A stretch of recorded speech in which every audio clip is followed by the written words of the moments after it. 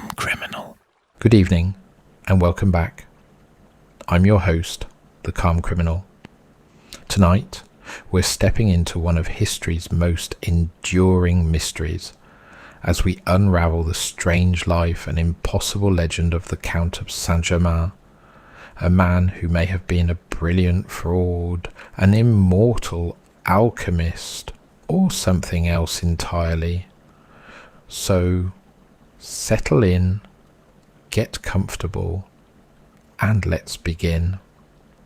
Imagine, for just a moment, that sometime this week a man quietly arrived in Washington, London, Paris, Moscow, and Beijing, walking unchallenged through every security checkpoint, welcomed into every private residence, invited to dine with presidents, billionaires, intelligence chiefs, scientists, and royalty alike, all while carrying no passport anyone had ever seen issued, claiming a title no government could verify, possessing immense wealth that appeared to have no source whatsoever, speaking every language placed before him without the slightest hesitation, and somehow leaving each conversation with those in power even more convinced that he belonged among them than before.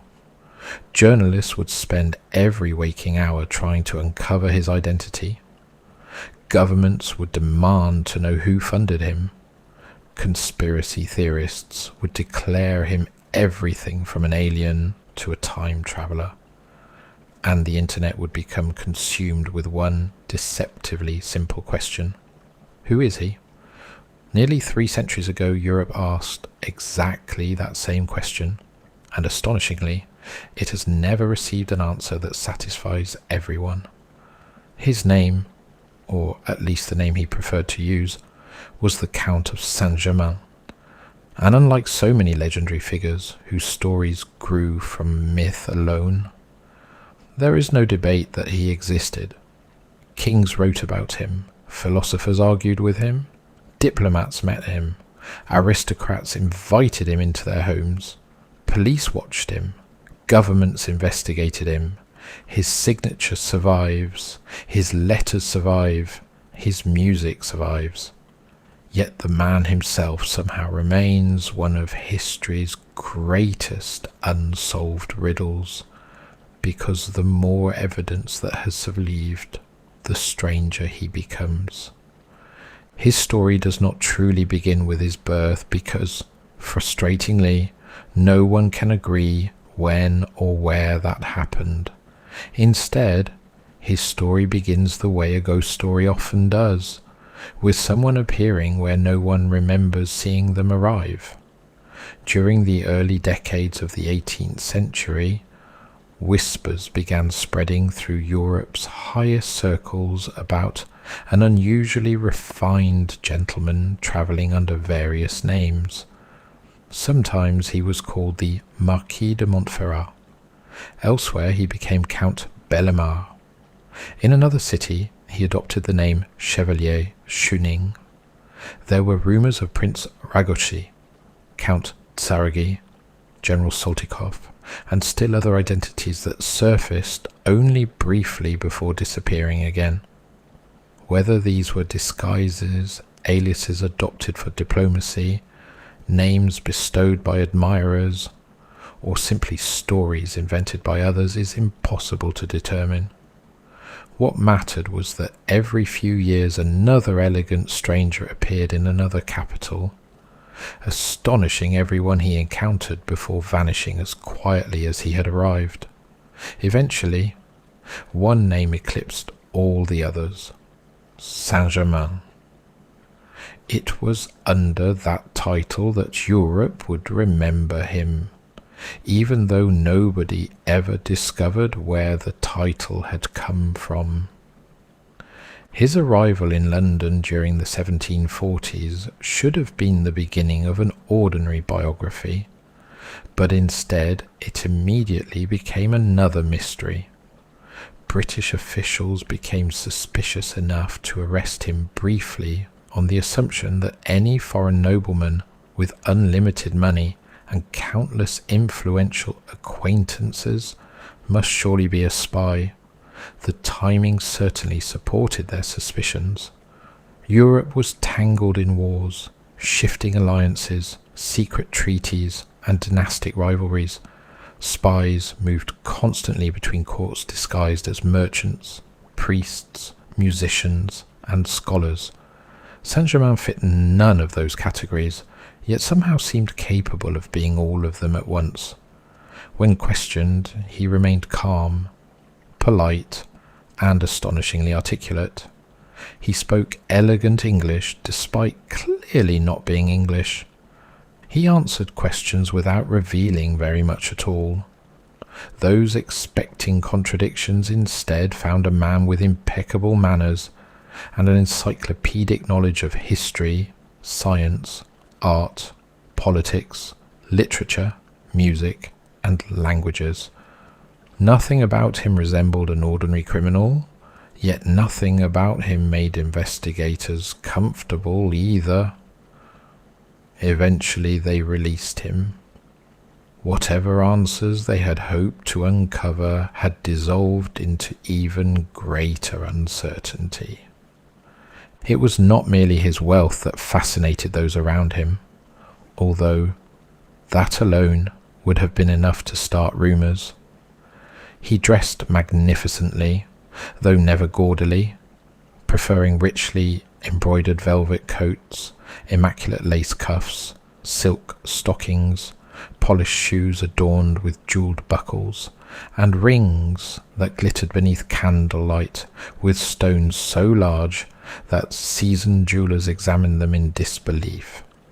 Witnesses repeatedly commented that his diamonds seemed unusually pure and unusually numerous. Some insisted they had never seen gems of such quality outside a royal treasury. Yet unlike other nobles eager to display inherited fortunes, Saint Germain almost never explained where any of it had come from. He seemed able to produce precious stones whenever circumstances required them, almost as though his supply could never be exhausted. Stories spread that he could improve flawed diamonds by removing imperfections invisible to ordinary craftsmen. Jewellers laughed until they reportedly watched him return stones brighter than when they had been entrusted to him. Whether he possessed genuinely advanced polishing techniques, or whether these stories grew larger with every retelling scarcely mattered. Before long, people had begun wondering whether he did not merely own diamonds, but somehow created them. The first people to spend serious time in his company quickly discovered that his appearance was almost the least remarkable thing about him. Conversation with Saint Germain became legendary.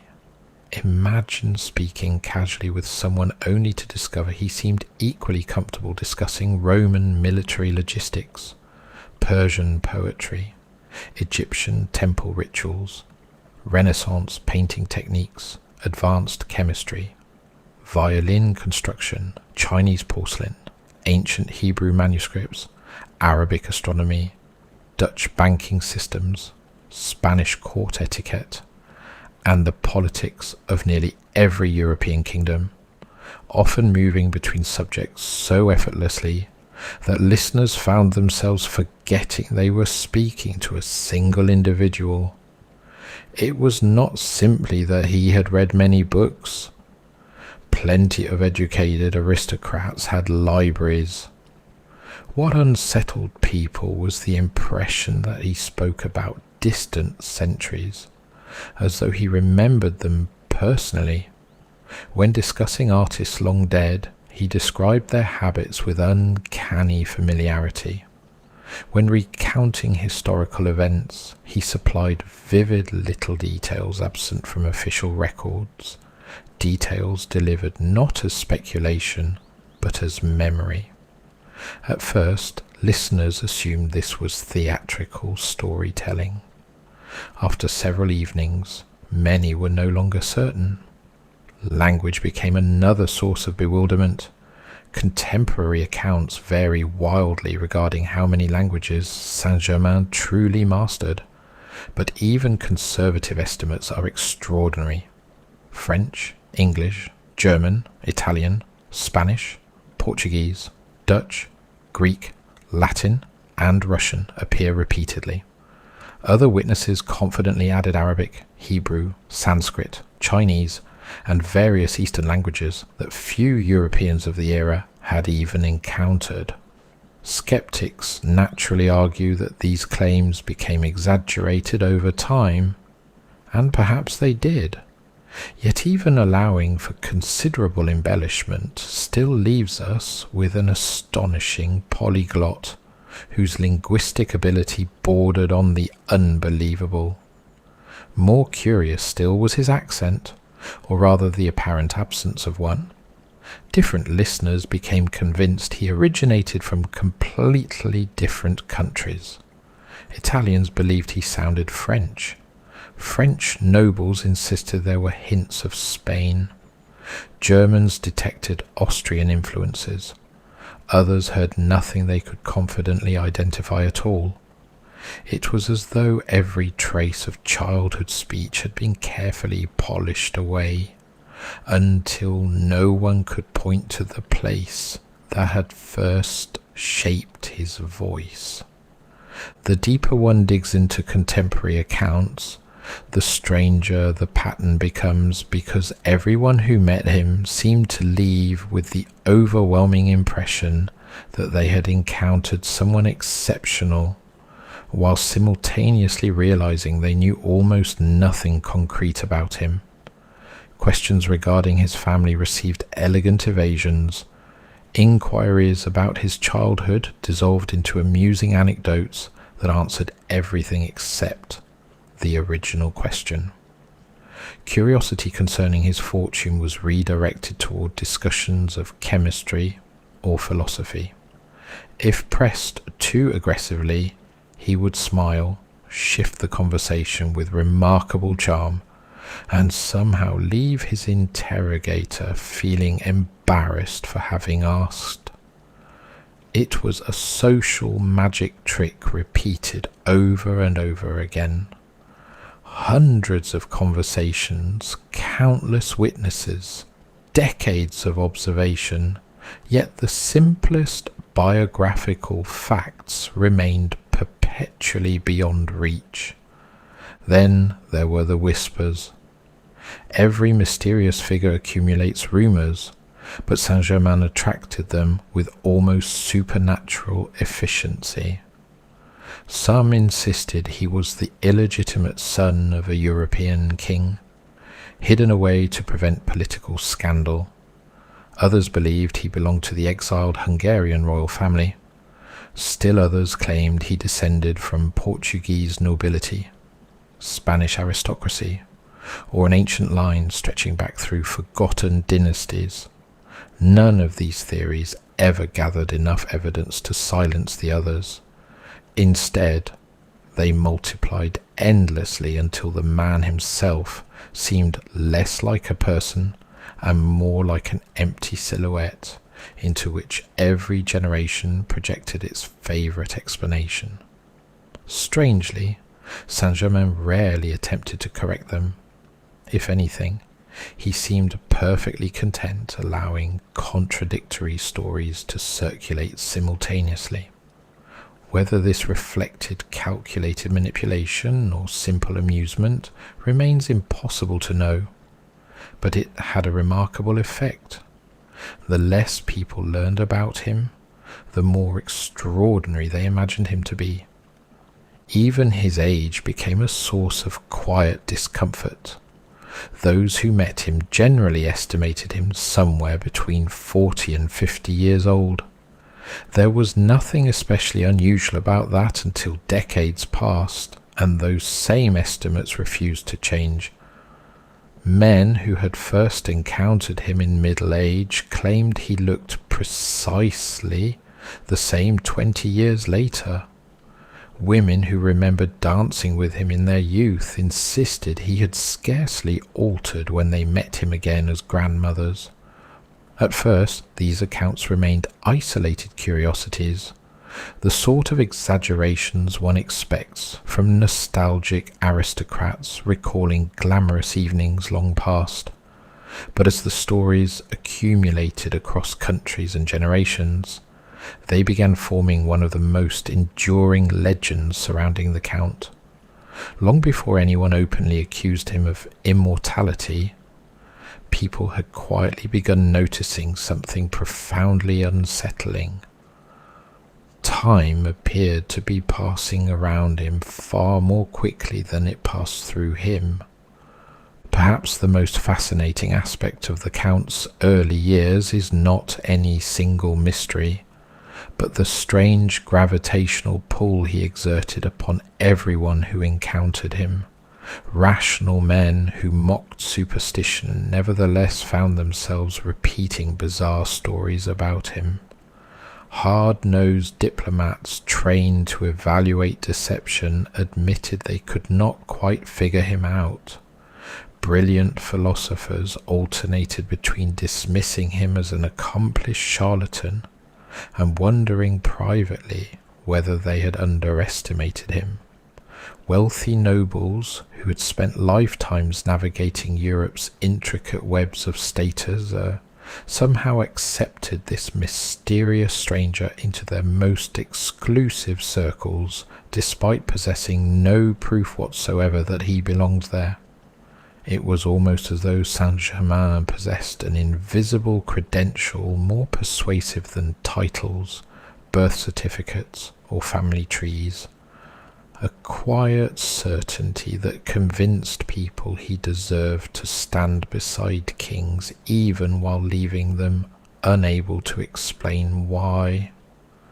History contains countless impostors who fabricated noble blood, countless con artists who dazzled audiences with confidence, countless adventurers who reinvented themselves under borrowed names.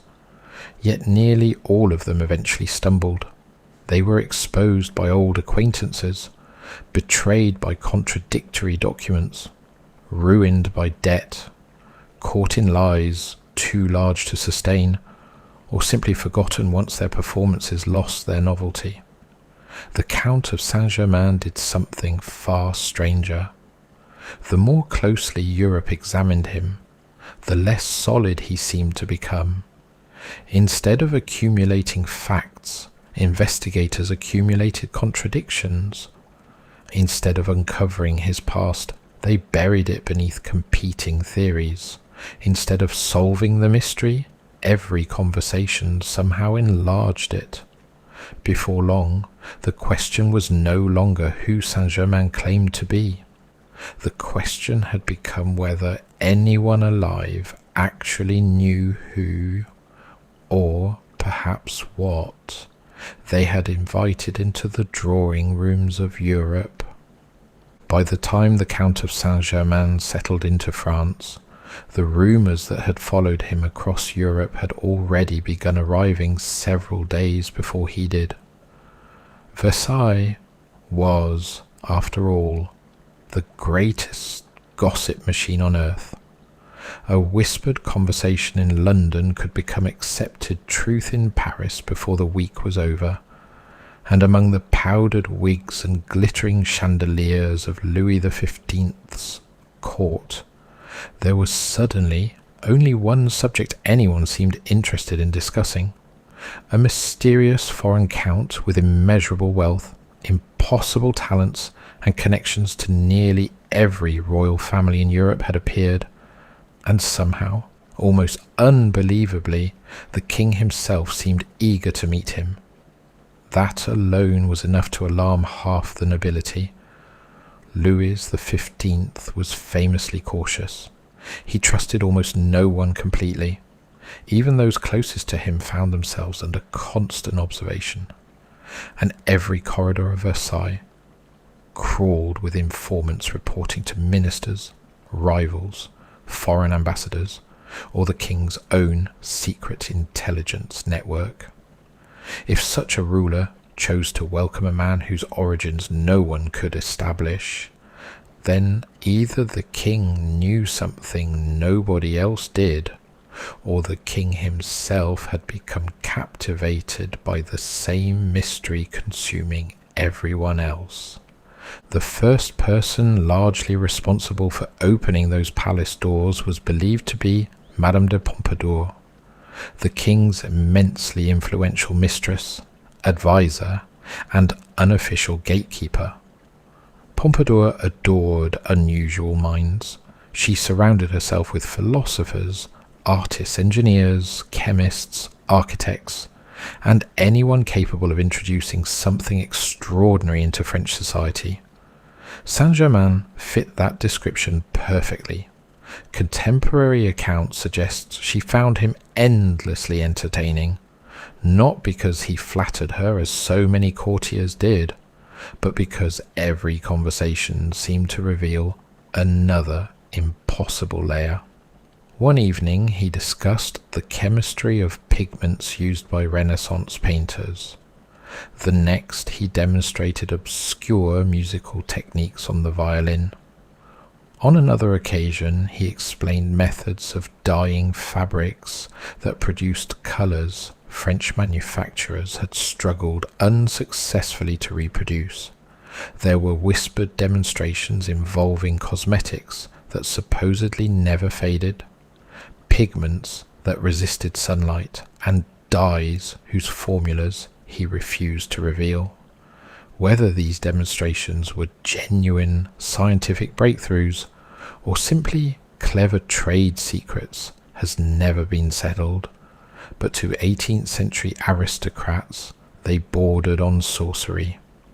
France was entering the age of enlightenment, yet much of advanced chemistry still looked suspiciously like magic. Louis XV soon became fascinated. Unlike many kings, he possessed a genuine curiosity about science and technology. Hidden away from the glittering ceremony of Versailles, he maintained private rooms where selected guests could speak with him away from ministers and foreign ambassadors. It was there, according to numerous memoirs, that Saint Germain became a frequent visitor. The king reportedly enjoyed hours of conversation with the count concerning chemistry, diplomacy, metallurgy, and politics. What makes these meetings remarkable is not merely that they occurred, but that almost no official record survives explaining exactly why. Ministers repeatedly complained they had no idea what the king and Saint Germain discussed behind closed doors. Imagine discovering today that a complete unknown was regularly entering the Oval Office or Buckingham Palace for private conversations lasting hours, while cabinet officials themselves remained excluded. Newspapers would erupt. Intelligence agencies would panic. At Versailles, the response was no different. Courtiers became convinced the stranger was conducting secret negotiations on behalf of some hidden power. Adding fuel to the speculation was Louis XV's notorious intelligence organization known as the Secret du Roi, the King's Secret. This was not France's official foreign ministry, but an entirely separate clandestine network personally controlled by the king himself. Its agents carried secret letters, negotiated unofficial treaties, bribed foreign officials, gathered intelligence, and occasionally worked directly against the policies of France's own government. Many historians now believe Saint Germain became involved with this hidden diplomatic service. If true, it would explain why ministers often seemed confused by his activities, while Louis XV remained perfectly comfortable, allowing him extraordinary access. It would also explain why foreign governments frequently suspected him of espionage. The problem, of course, is that secret intelligence services rarely keep convenient public records, and Louis XV's clandestine operations were intentionally concealed even from members of his own administration. Into that darkness rushed centuries of speculation. One of the most curious episodes occurred in 1760, when Europe found itself consumed by the 7 Years' War, a conflict Winston Churchill would later describe as the first true world war, because battles stretched across Europe, North America, India, the Caribbean, and beyond. France desperately needed peace with Britain, yet official negotiations had stalled. According to surviving correspondence, Louis XV secretly dispatched Saint Germain to The Hague in the Dutch Republic to open unofficial peace discussions with British representatives. The mission bypassed France's own foreign minister, the powerful Duc de Choiseul. This was no small insult. Imagine discovering that your nation's leader had quietly hired an outsider to negotiate one of the most important diplomatic settlements of the century, without informing the official responsible for foreign affairs. Choiseul was furious. The Duke immediately became one of Saint Germain's most dangerous enemies. He considered the mysterious Count an adventurer, meddling in affairs far beyond his station, and began warning anyone who would listen that Saint Germain was either a fraud or an agent working for another government. Letters survive in which Choiseul referred to him dismissively and attempted to undermine his influence. Orders were reportedly issued to bring Saint Germain back to France for questioning, though by the time officials attempted to seize him, he had once again vanished. Whether he fled because he feared arrest, because Louis XV warned him, or simply because his mission had ended remains uncertain. What is certain is that once again the Count disappeared just before his enemies managed to lay hands on him, reinforcing the growing belief that he somehow knew danger was approaching before everyone else. Foreign diplomats watched these developments with fascination. The British wondered whether he represented France officially or privately. Austrian observers tried determining whether he secretly served Vienna. Prussian officials suspected Russian influence. Russians wondered whether he answered to Paris. Nearly every intelligence service examining him reached the same conclusion. They had absolutely no idea whose side he was on. It is difficult to think of another 18th century figure who generated such widespread suspicion while simultaneously maintaining the confidence of Europe's most powerful monarch. Perhaps no contemporary account has shaped modern perceptions of Saint Germain more than that of Giacomo Casanova, whose memoirs remain among the richest surviving descriptions of 18th century European society. Casanova met Saint Germain and, quite frankly, could not stand him. This is fascinating because Casanova himself was hardly an ordinary man. Gambler, adventurer, spy, seducer, scholar, prison escapee, and occasional con artist, Casanova recognized confidence games when he saw them. He dismissed Saint Germain as theatrical, arrogant, and obsessed with convincing others that he possessed supernatural abilities. Yet even while mocking him, Casanova admitted something deeply frustrating. He could never fully expose him. He ridiculed the Count's claims of extraordinary chemistry, yet conceded that his experiments were impressive. He laughed at stories of miraculous wealth while admitting the man never seemed short of money.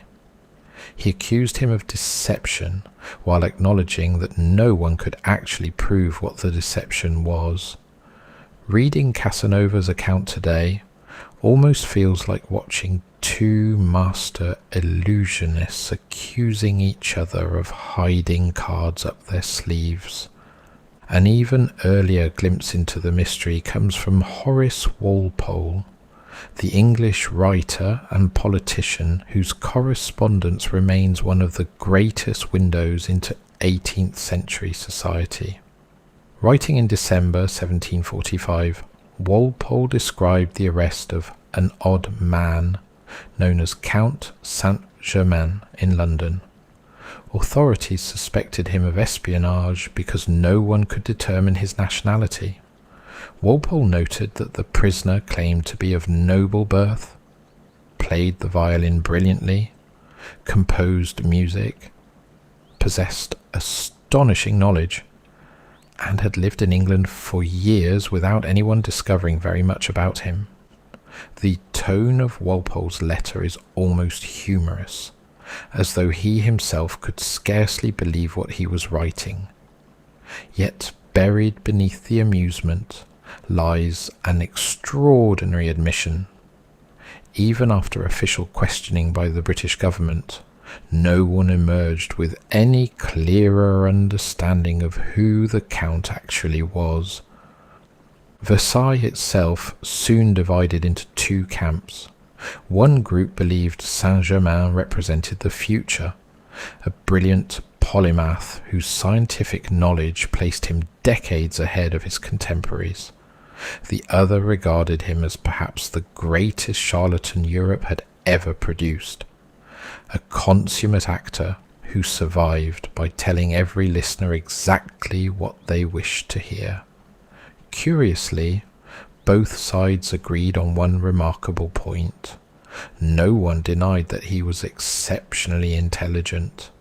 His enemies called him dangerous precisely because he was so convincing. His admirers praised him for exactly the same reason. The disagreement lay only in whether his brilliance concealed wisdom or deception. Then there were the quieter rumours, spoken only after enough wine had been poured and servants had left the room. Some claimed the king consulted Saint Germain not merely about diplomacy, but about prophecy. Others whispered that the Count had warned Louis XV of coming disasters that would one day consume France. A few insisted he possessed secret knowledge concerning the fate of the Bourbon dynasty itself.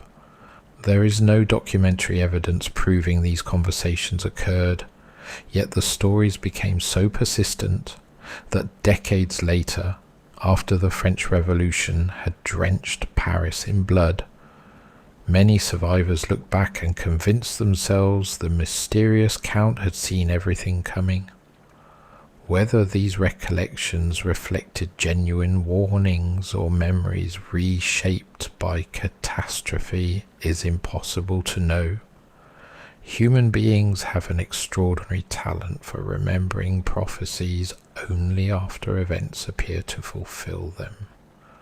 What cannot be denied is that within a remarkably few years of arriving in France, a man with no verifiable lineage, no established fortune, and no documented homeland, had gained access to the private confidence of Louis XV, attracted the admiration of Madame de Pompadour, infuriated one of the most powerful ministers in Europe, alarmed multiple intelligence services, divided philosophers and diplomats into bitter camps, and somehow walked away from every confrontation more mysterious than before.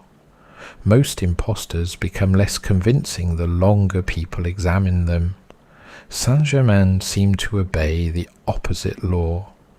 Every attempt to investigate him only deepened the conviction that somewhere beneath the elegant manners, the dazzling jewels, and the effortless charm, there existed a secret so extraordinary that kings were willing to protect it. Ministers were willing to destroy him for it. and Europe would spend the next 250 years trying and failing to uncover what it really was. At this time, Saint Germain had been watched closely for years, and the truly unsettling thing was no longer that nobody knew where he came from. It was that almost nobody seemed able to describe an ordinary day in his life. He could spend entire evenings surrounded by food without eating it, attend dinners without unfolding his napkin, appear in salons at strange hours, speak for astonishing lengths of time without seeming tired, produce pages of writing with an ease that looked almost mechanical, remember conversations and texts with unnerving precision, and then disappear into private rooms where servants were apparently not welcome. That pattern is important because the legend of Saint Germain did not originally depend on one dramatic supernatural event. It accumulated from hundreds of smaller observations, many of them trivial when considered individually, that began to make the man feel increasingly abnormal when placed together. One of the most persistent came from the dinner table. Casanova, who was perfectly willing to insult Saint Germain whenever given the opportunity, nevertheless left one of the clearest descriptions. In Paris in 1757 he encountered the Count at dinner with Madame de Robert-Gergy, and remembered Saint Germain sitting through the meal talking almost continuously, while apparently eating nothing. Casanova found the conversation so fascinating that he himself neglected his food while listening. He described Saint Germain as a scholar, linguist, musician, and chemist who seemed determined to make himself appear marvellous. But the interesting part is that Casanova's hostility actually strengthens the odd little detail. This was not an admirer trying to construct an immortal saint. This was a rival essentially saying, yes, the man was infuriating, theatrical, and probably full of nonsense, but he could hold an entire table captive without touching his dinner. And it was apparently not an isolated performance. At Ansbach, according to later accounts connected with the German courts, Saint Germain habitually dined alone, and so simply that members of Prince Karl Alexander's circle reportedly found it impossible to persuade him to join the prince's table. Another tradition says that when he did attend public dinners, he simply sat there, conversed, and left the food untouched. Madame de Genlis, who encountered him while still young and later wrote about the impression he made on her, remembered precisely this peculiar theatrical stillness around meals. Saint Germain could sit at a table without even opening his napkin. Other writers went further and claimed that nobody had ever seen him eat publicly at all. The obvious explanation is that he simply had an eccentric diet and disliked eating in company. But 18th century society was built around communal dining, especially among the aristocracy, and refusing food at important tables was not as socially invisible as it would be today. You were supposed to eat, you were supposed to drink, you were supposed to participate. Saint Germain somehow attended the ritual while withholding himself from it, and people noticed. There are later stories claiming that his private diet consisted largely of oatmeal or groats, sometimes with white chicken meat, bread, and unusual preparations he made himself. One tradition has him explaining that longevity depended less upon miraculous alchemy than upon strict control of the body, and another claims he prepared his own oatmeal mixture and regarded it almost as medicinal food. There are also accounts of him carrying pills, using herbal preparations, and recommending a purge made from senna pods to friends, which sounds less glamorous than an elixir of immortality, until one remembers what medicine looked like in the 18th century. Wealthy Europeans were still bleeding themselves, swallowing mercury compounds, submitting to violent purges, and embracing medical treatments that could easily finish what an illness had started. A man carefully controlling what entered his body might genuinely have looked healthier than his contemporaries, simply because he was avoiding the treatments that were killing them. Yet this rational explanation produced its own strange question.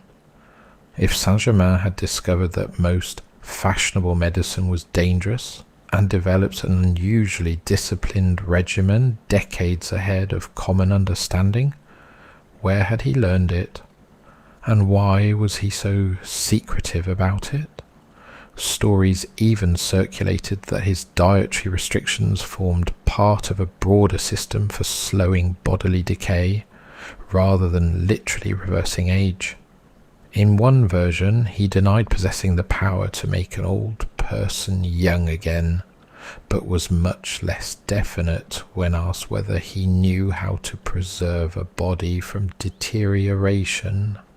That distinction would become enormously important later, because Saint Germain very rarely seems to have stood in a room declaring plainly, "I am immortal." Instead, he allowed people to reach that conclusion themselves. One especially peculiar exchange is attributed to the Austrian writer and antiquarian Franz Greffer. Greffer supposedly encountered Saint Germain in Vienna and offered him Tokay, the famous Hungarian wine. Saint Germain's response was not simply a refusal. He reportedly asked, in effect, whether anyone had ever seen him eat or drink. That is a very strange answer. A normal abstainer says no, thank you. Saint Germain, if the story is accurate, turned the refusal into another piece of his own mythology. He seemed conscious that people were watching this behavior and almost invited them to notice it. This is the recurring problem with Saint Germain. Even when a perfectly ordinary explanation exists, he behaves in the least ordinary way possible. He appears to have understood exactly what rumours were circulating around him, and instead of extinguishing them, he fed them tiny measured doses of ambiguity. The same thing happened whenever anyone asked his age. Saint Germain apparently had several ways of handling the question, none of which involved simply giving a birthday. Sometimes he laughed, sometimes he redirected the conversation, sometimes he told stories from distant history with such intimate detail that the listener began wondering whether the answer was hidden inside the story. One of the most famous jokes concerns his servant. According to the legend, a curious aristocrat finally cornered Saint Germain's valet and demanded to know whether it was true that his master was several centuries old. The servant supposedly answered that he could not possibly say, because he had only been in the Count's service for 100 years. There is no reason to treat that exchange as reliable testimony, but it reveals something important about how rapidly the household itself became absorbed into the legend. Even servants supposedly participated in the joke. Whether Saint Germain personally invented the line, whether a witty valet did, or whether someone at court fabricated the entire scene, the story spread because it felt perfectly consistent with him. Then there was his memory, which contemporaries repeatedly described as extraordinary. Some later accounts claim Louis XV entertained himself by testing it. Saint Germain would reportedly read a page or several pages once, and then reproduce the material with astonishing accuracy. This detail is buried beneath the much louder stories of diamonds and immortality, but it may be one of the more interesting pieces of the entire puzzle, because prodigious memory was precisely the sort of ability that could make an 18th century man appear almost supernatural, while also being completely real. A trained mnemonic could memorize enormous quantities of material, and there were long intellectual traditions involving memory palaces and deliberately cultivated recall. Saint Germain may have possessed such training. If he did, it would help explain something witnesses constantly mentioned: his terrifying conversational range. A man who retained almost everything he read could appear to possess expertise in dozens of fields, because, in a very real sense, he carried an enormous private library inside his head.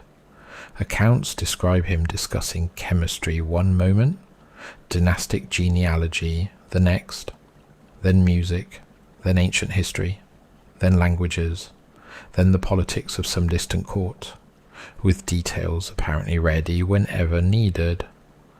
One source even credits him with repeating pages of print after a single reading.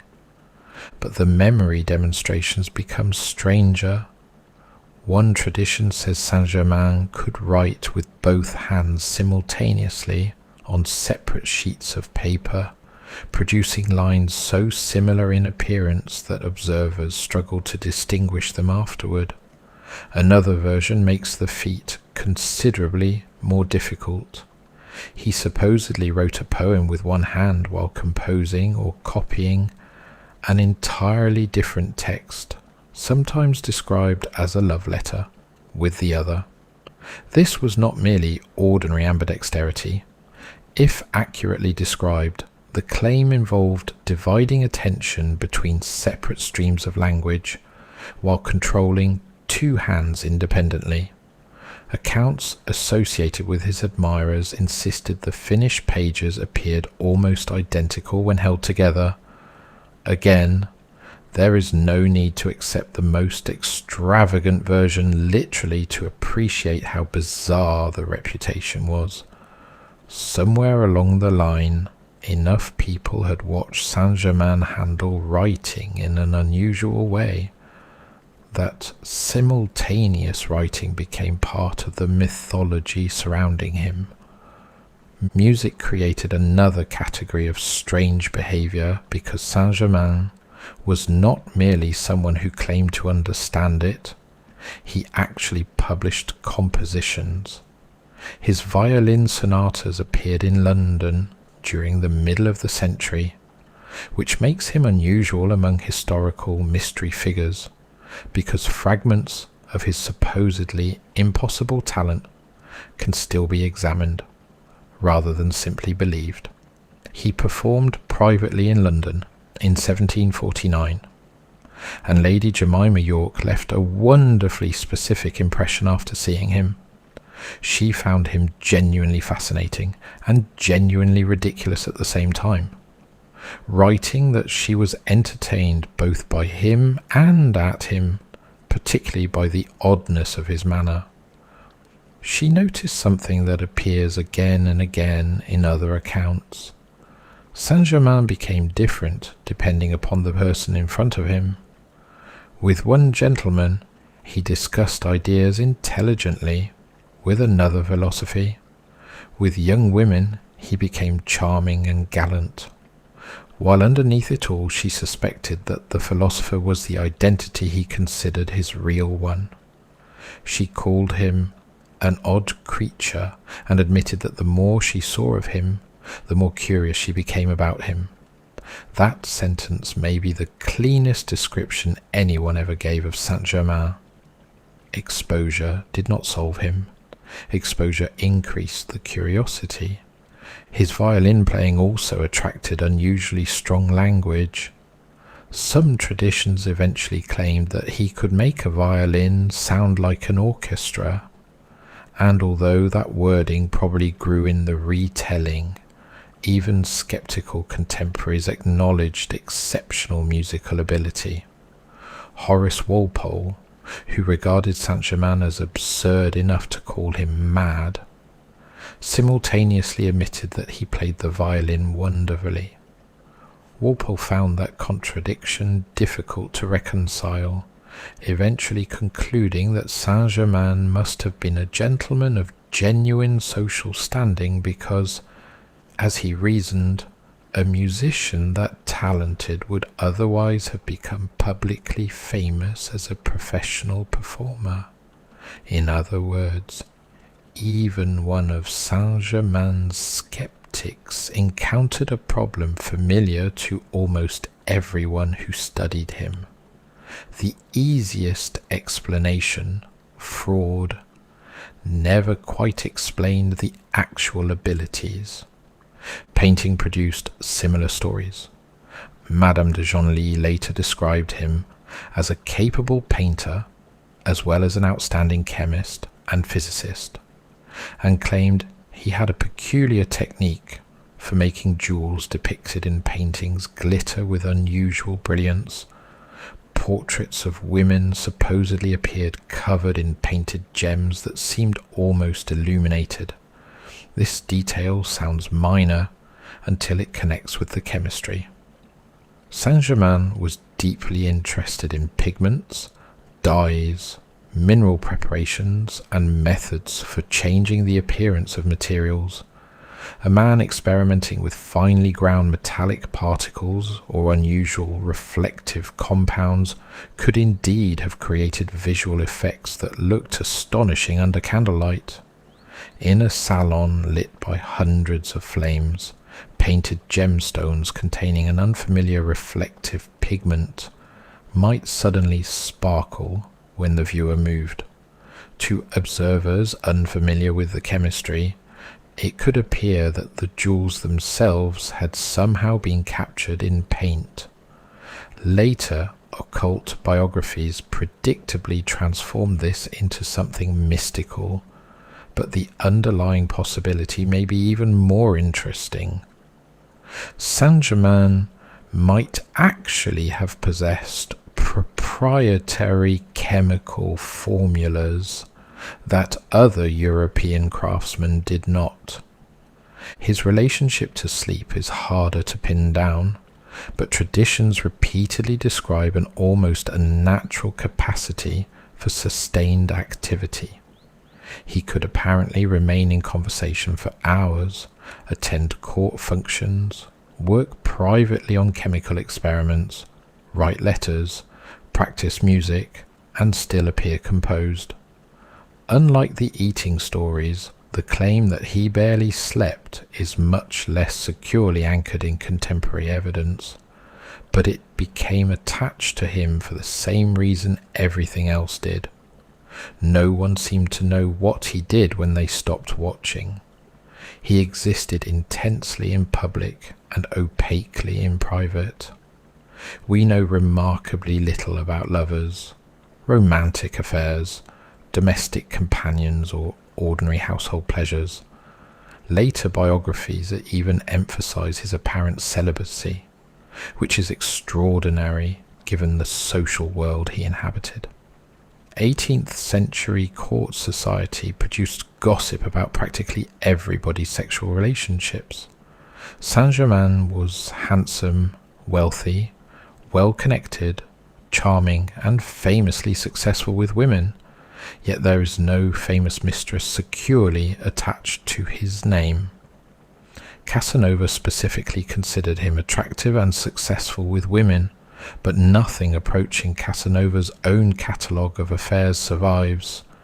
Later, occult writers naturally turned this absence into deliberate chastity, claiming sexual restraint preserved his vital energy. Whether that is anything more than myth layered over missing evidence is impossible to determine. But once again, there is an absence exactly where we would expect information. His conversations about history were perhaps stranger than all of these habits, because they produced the feeling that eventually overwhelmed every other aspect of his reputation.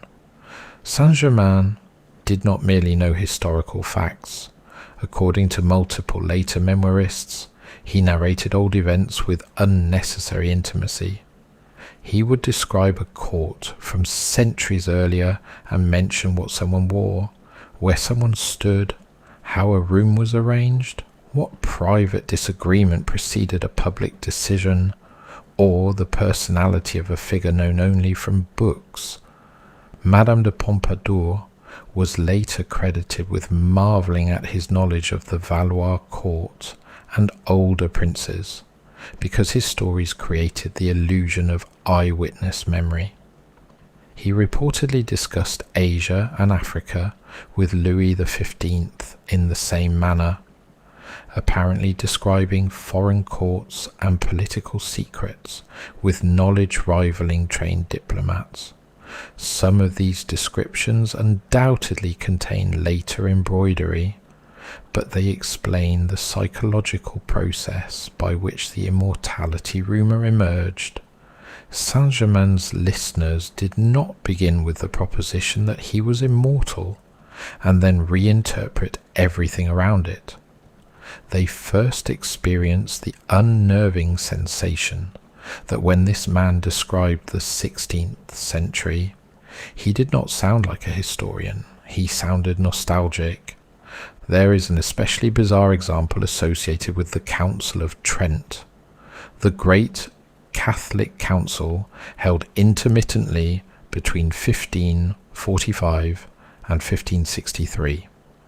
Casanova recounts Saint-Germain discussing historical matters so vividly that he occasionally slipped into language implying personal presence.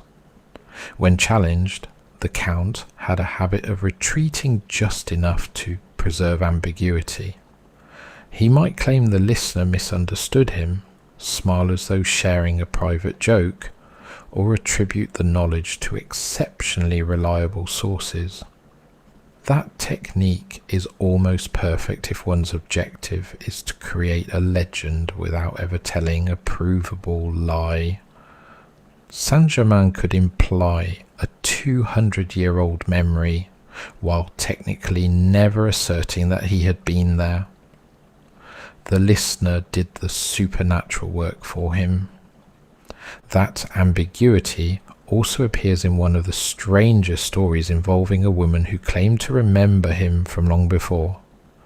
The name varies in the literature, often the Comtesse de Gergy or Gercy, and in the famous version she encounters Saint-Germain in Paris and becomes disturbed because she remembers meeting an identical man in Venice approximately 50 years earlier when her husband had been ambassador there. She reportedly told him this must have been his father. Saint-Germain supposedly answers that no, it was himself. She insists this is impossible because the man she met decades earlier looked roughly the same age as the man standing before her now.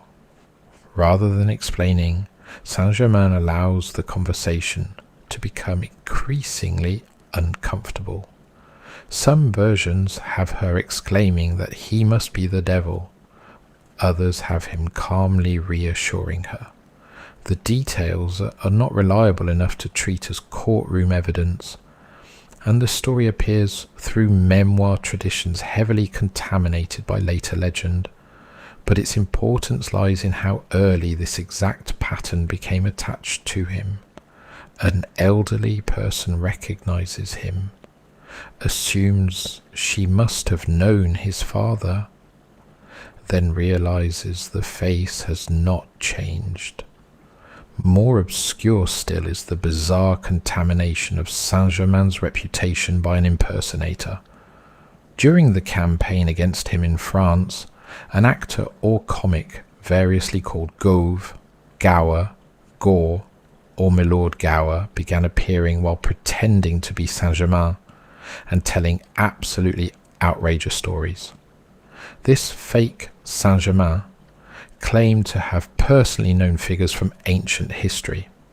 In some versions, he said he had drunk with Alexander the Great, witnessed Alexander entering Babylon, hunted with Charlemagne, and personally known Jesus Christ, whom he had supposedly warned about the terrible fate awaiting him.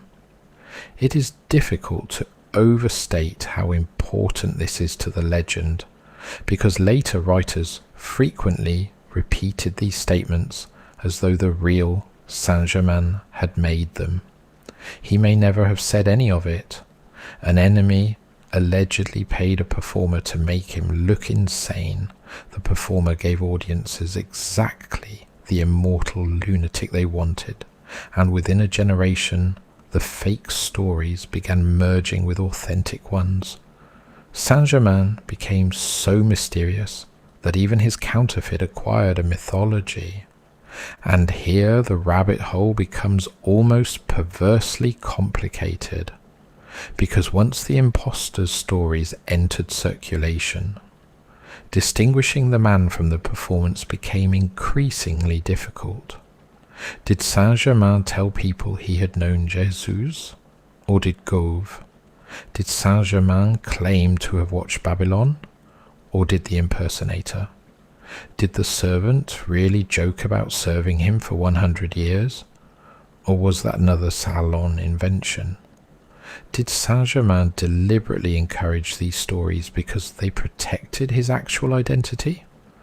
One possibility rarely considered is that absurd immortality rumours may have been useful camouflage. If Saint Germain truly was involved in espionage, secret diplomacy, industrial chemistry, or clandestine political networks, encouraging aristocrats to gossip about whether he had known Julius Caesar would have been remarkably effective misdirection. A minister trying to understand why this man travelled between The Hague, Paris, London, and German courts might find useful clues. A minister laughing about an immortal alchemist would not. Even his generosity was peculiar. Saint Germain appears repeatedly giving away valuable things: stones, artworks, chemical knowledge, musical performances, without anyone understanding how he replaced them. His lifestyle was rich, but oddly detached from conventional possessions. He could appear covered in diamonds, yet later leave behind an estate surprisingly lacking in the tremendous treasure people associated with him. He could speak like someone obsessed with material chemistry, while apparently caring very little about accumulating ordinary property. He had money when he needed money, and jewellery when jewellery was required, but the normal architecture of wealth, large inherited estates, documented rents, family holdings, an obvious banking fortune, remained invisible. This encouraged the alchemical explanation because 18th century observers faced the same irritating question modern researchers do. If he was simply a wealthy nobleman, where was the wealth? And then there was the simple physical impression. Walpole described him in 1745 as pale, with extremely black hair and a beard, magnificently dressed and adorned with jewels. Other witnesses, years later, described a man who appeared roughly in the same broad band of middle age. Accounts differ regarding whether he was thin or moderately built, but remarkably few describe visible deterioration. His skin, hair, teeth, posture, energy, and memory became objects of scrutiny precisely because people had begun watching for age. Imagine what that must have been like. Saint Germain enters a room, and instead of merely greeting him, people silently compare his face with the face they remember from 20 years earlier. Women study his eyes. Men look for grey hair. Someone remembers seeing him in Venice.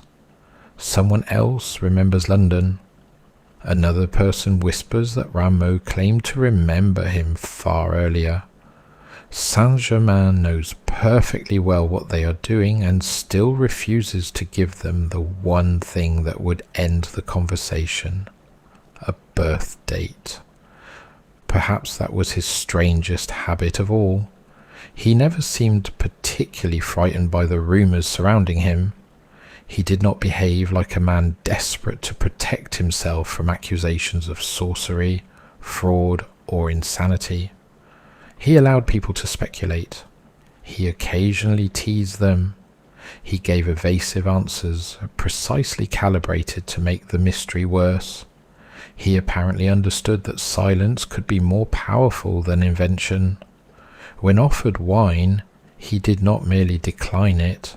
He reminded the room that nobody saw him drink. When asked his age, he allowed ancient history to drift into the conversation. When confronted by someone who remembered him decades earlier, he did not quickly produce a convenient father or uncle. When people wondered whether his chemistry prolonged life, he spoke about preserving the body. When skeptics mocked him, he demonstrated another talent they could not easily explain. It is difficult to determine where Saint Germain ends and the legend begins, because Saint Germain himself appears to have spent years deliberately erasing that boundary. And buried underneath all the extravagant stories is one quiet possibility that may be stranger than immortality. Perhaps he was simply an extraordinarily disciplined human being. Perhaps he ate carefully while everyone around him poisoned themselves with excess, practiced mnemonic systems while others relied on servants and books, mastered languages relentlessly, trained both hands, studied chemistry at a level inaccessible to ordinary aristocrats, avoided alcohol, controlled his sleep, avoided scandal, refused to discuss his origins, and spent decades constructing himself into a person whom nobody could categorize. If that were true, the miracle was not that Saint Germain lived forever. The miracle was that an 18th century man apparently managed to turn his own life into a controlled experiment, and himself into the result. But that explanation has one serious problem. People did not merely say Saint Germain's aged well. Eventually, people began insisting that he did not age at all. And once we start following those witnesses, people who claim to have seen the same face separated by 30, 40, 50, even 70 years, the story becomes considerably harder to dismiss as nothing more than an eccentric diet and very good memory. The moment Saint Germain crossed the invisible line separating an unusually brilliant man from something that perhaps should not have existed at all is surprisingly difficult to identify, because nobody ever recorded a single evening during which the guests collectively decided they were dining with an immortal. The transformation happened slowly, almost organically, through hundreds of conversations in drawing rooms, laboratories, libraries, private chambers, and candlelit salons, until one day people realized they were no longer discussing whether the Count was exceptionally intelligent. They were asking whether the normal rules governing human life applied to him in the first place. What makes this stage of the story so fascinating is that Saint Germain himself almost never declared, "I possess magical powers." Instead, he cultivated an atmosphere in which everyone else said it for him. If someone accused him directly of making gold, he smiled. If asked whether he possessed the Philosopher's stone, he changed the subject. If someone remarked that he looked impossibly young, he answered with another story instead of a denial.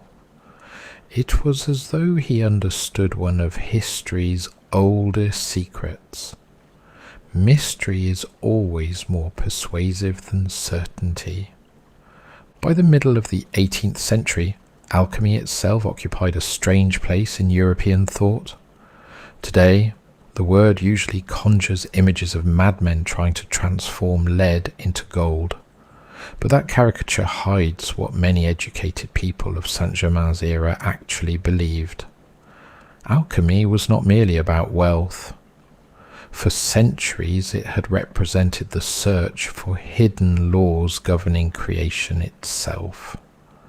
The legendary philosopher's stone was said to accomplish 3 impossible things simultaneously. It could transmute base metals into noble ones. It could produce the elixir of life capable of preserving youth or extending life indefinitely. And it represented the perfection of matter itself, a substance so completely purified that everything it touched became perfected in turn. To an 18th century mystic, these were not separate miracles. They were different expressions of the same ultimate secret, master nature at its deepest level, and gold, health, youth, knowledge, and spiritual enlightenment would follow naturally. This was the world Saint Germain entered, and whether by design or by accident, he appeared to fit every expectation of what an accomplished alchemist ought to look like. He possessed unlimited money without obvious income. He appeared remarkably youthful. He understood chemistry beyond most of his contemporaries.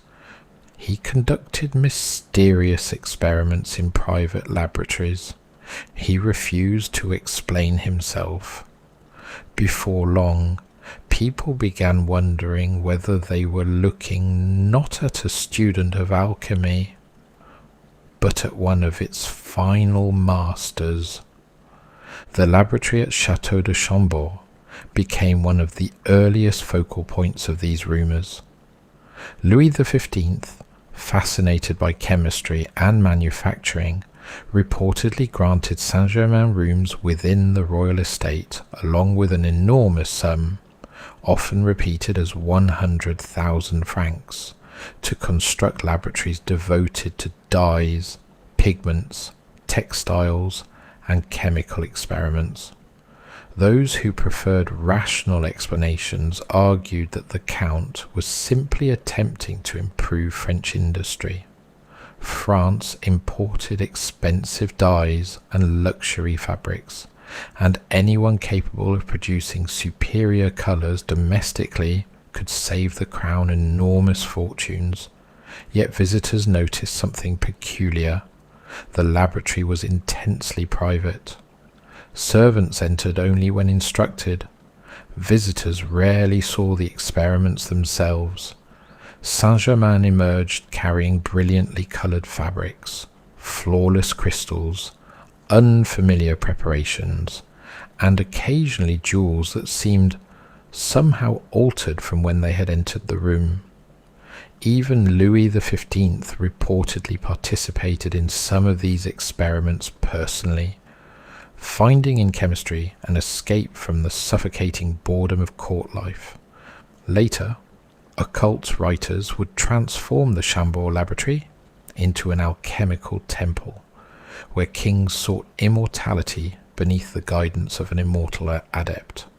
Historians are far more cautious, but even they acknowledge that chemistry and alchemy remained deeply intertwined during this period. The line separating practical experimentation from occult speculation was considerably blurrier than it appears today. The stories concerning diamonds became almost absurd in their consistency.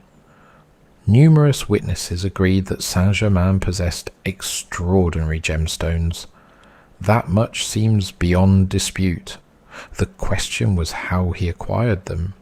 He supposedly claimed that several small diamonds could be fused into one larger stone without any measurable loss of weight. Jewelers dismissed the idea as impossible. Then came the demonstrations. One recurring story tells of Saint Germain borrowing flawed diamonds from aristocrats, keeping them briefly, then returning stones whose visible imperfections had disappeared. Another concerns pearls, which he allegedly enlarged through secret chemical processes until they exceeded their original size. Madame du Hausset, lady's maid to Madame de Pompadour, recounted occasions on which Saint Germain casually displayed jewels of astonishing brilliance before giving them away as gifts, behaviour so extravagant that even wealthy nobles struggled to understand how he could afford it. Critics naturally insisted the demonstrations relied upon substitution or sleight of hand. Admirers insisted they had watched too carefully for such tricks. The arguments never ended because neither side could actually prove what had happened. If Saint Germain possessed an advanced understanding of cutting, polishing, or treating gemstones decades beyond contemporary practice, the effect would have seemed miraculous. If he truly knew something resembling alchemical transmutation, then history had accidentally entertained one of its greatest magicians over afternoon tea. The Count himself occasionally encouraged the confusion in infuriatingly subtle ways. He never seems to have marched into Versailles announcing that lead could become gold. Instead, he hinted that nature possessed laws not yet understood. Metals, he suggested, were less fixed than people imagined. Purification mattered more than creation. Imperfections could be removed. Matter itself could be persuaded towards greater perfection. These are distinctly alchemical ways of speaking because classical alchemists did not necessarily believe they were violating nature. They believed they were assisting nature toward its intended destination. Gold represented perfection. Base metals simply had not completed their journey yet. Saint Germain rarely explained exactly where chemistry ended and mysticism began, leaving listeners free to choose whichever interpretation they preferred. That ambiguity became one of his greatest weapons. By now, another astonishing rumour had attached itself permanently to his name, the elixir of life. Unlike the Philosopher's Stone, which remained largely theoretical for most people, the elixir seemed almost visible whenever Saint-Germain entered a room. People looked at his face. They studied his hands. They watched him climb staircases with the energy of a younger man. They compared present memories with recollections decades old. Then they whispered that perhaps he had already found it. Stories circulated that he carried tiny vials containing crimson or golden liquids. Others insisted he consumed peculiar herbal preparations each morning before sunrise. Still others claimed he swallowed small medicinal pellets of his own invention while refusing ordinary food. Some accounts say he admitted possessing an extraordinary restorative medicine, but denied it could make an old person young again. Instead, he allegedly claimed it preserved vitality before age could destroy it. That distinction fascinated occult writers for generations because it sounded suspiciously like someone revealing only part of a much larger secret.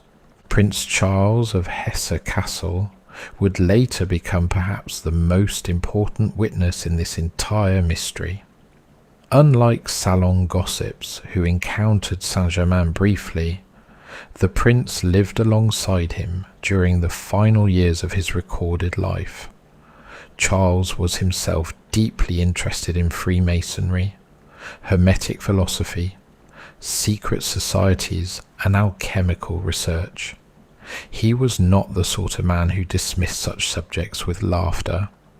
Instead, he provided Saint Germain an abandoned factory near Eckernförde, financed laboratories, purchased equipment, and reportedly spent years conducting experiments beside him. Later, Charles declared Saint Germain one of the greatest philosophers who had ever lived. More intriguingly still, he insisted that the Count had entrusted him with deeply personal confidences unavailable to anyone else. According to Charles, Saint Germain finally admitted being the son of Francis II Rákóczi of Transylvania, and stated that he was 88 years old when he arrived in Schleswig. If taken literally, this does not produce an immortal, yet it immediately creates another puzzle. 88.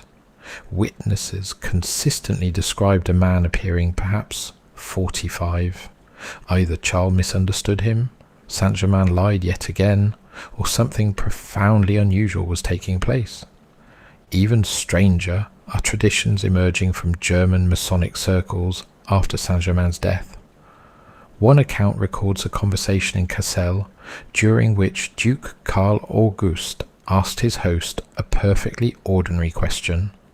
How old is he? The reply was anything but ordinary.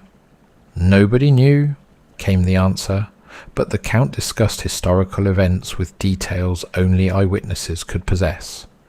He associated with important men, worked alongside Prince Charles in Freemasonry and other hidden arts, could imitate handwriting after seeing it only once, reportedly spoke in different voices from different parts of a room, communicated with spirits that obeyed him, understood geology and medicine, and possessed methods for prolonging life.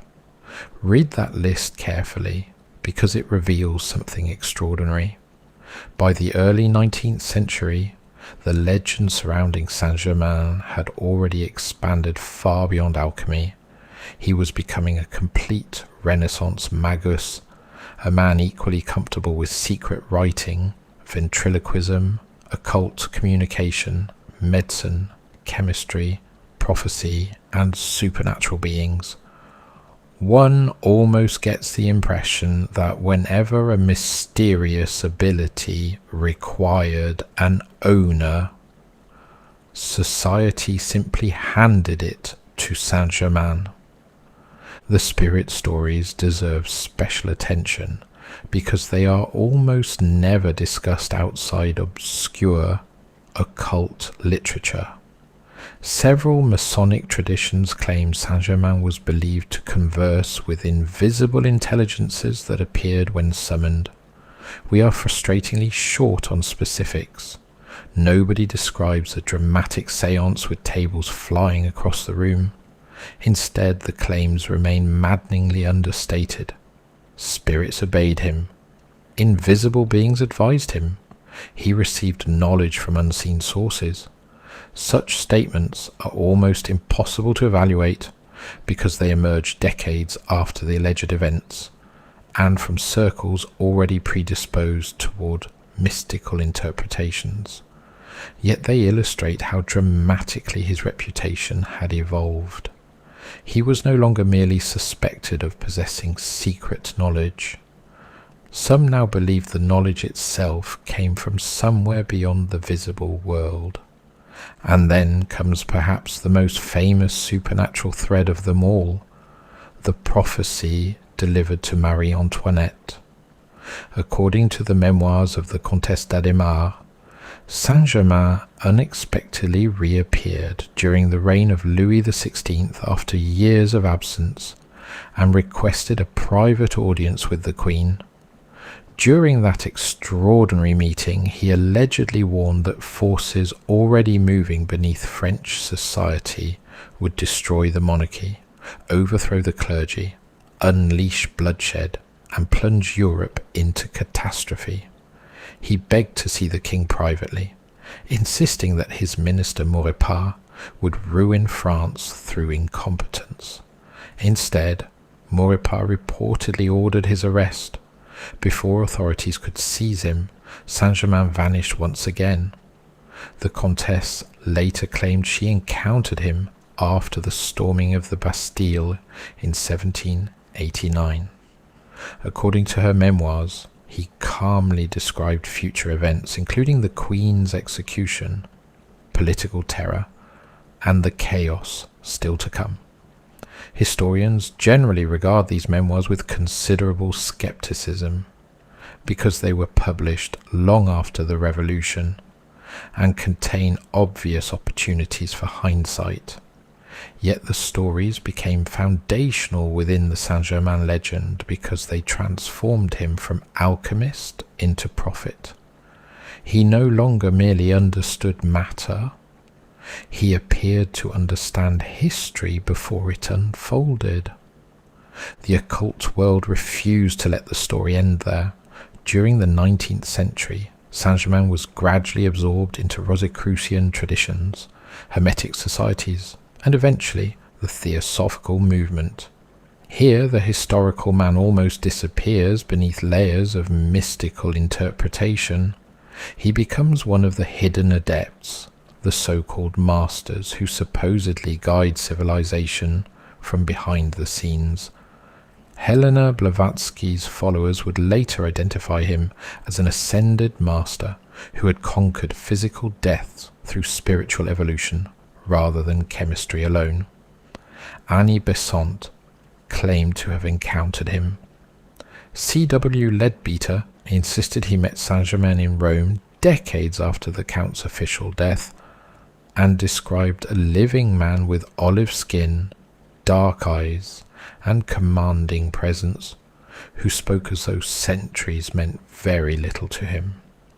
According to Leadbeater, Saint-Germain maintained residences unknown to ordinary society, including a castle in Transylvania, possessed ancient imperial relics, and continued quietly directing the spiritual evolution of humanity.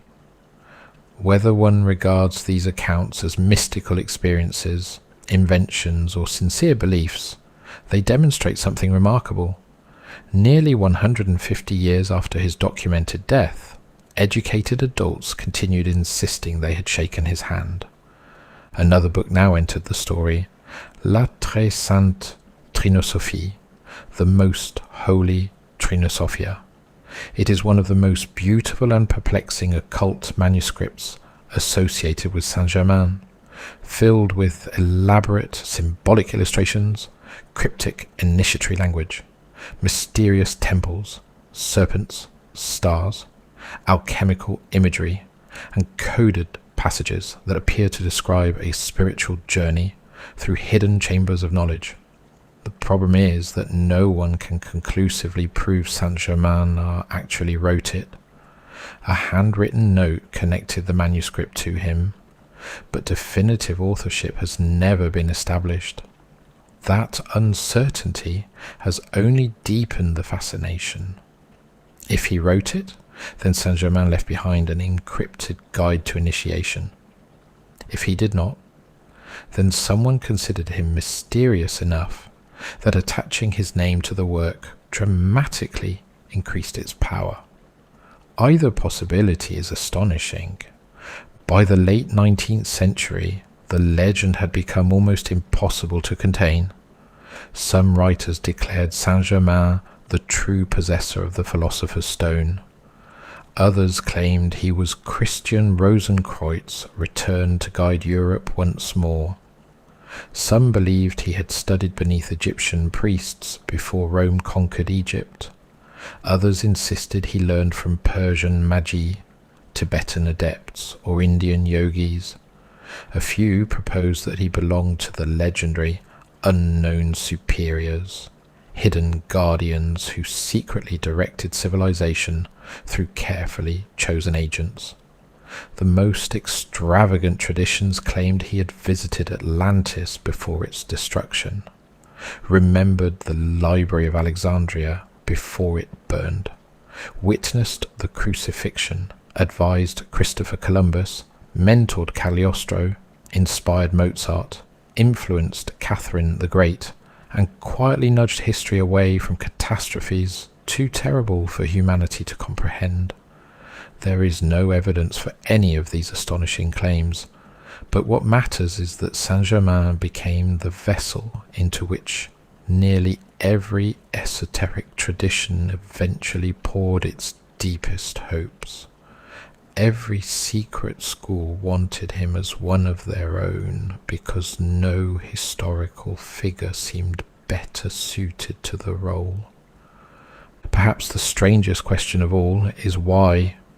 Why this man? Europe produced countless brilliant chemists, philosophers, mystics, and noblemen. Yet only Saint Germain became history's immortal alchemist.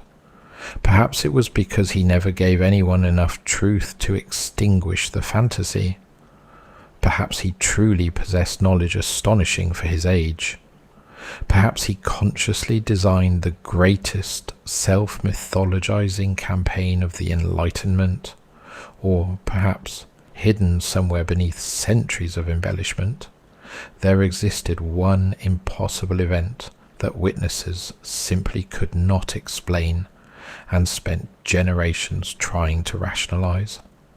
Whatever the answer, by the time the 18th century drew toward its close, many no longer believed the Count merely studied magic. They believed magic had become the only language capable of explaining the Count himself. The first rumours that the Count of Saint-Germain did not age were quiet enough to ignore. In fact, they were so ordinary that no one seems to have recognized what they were becoming.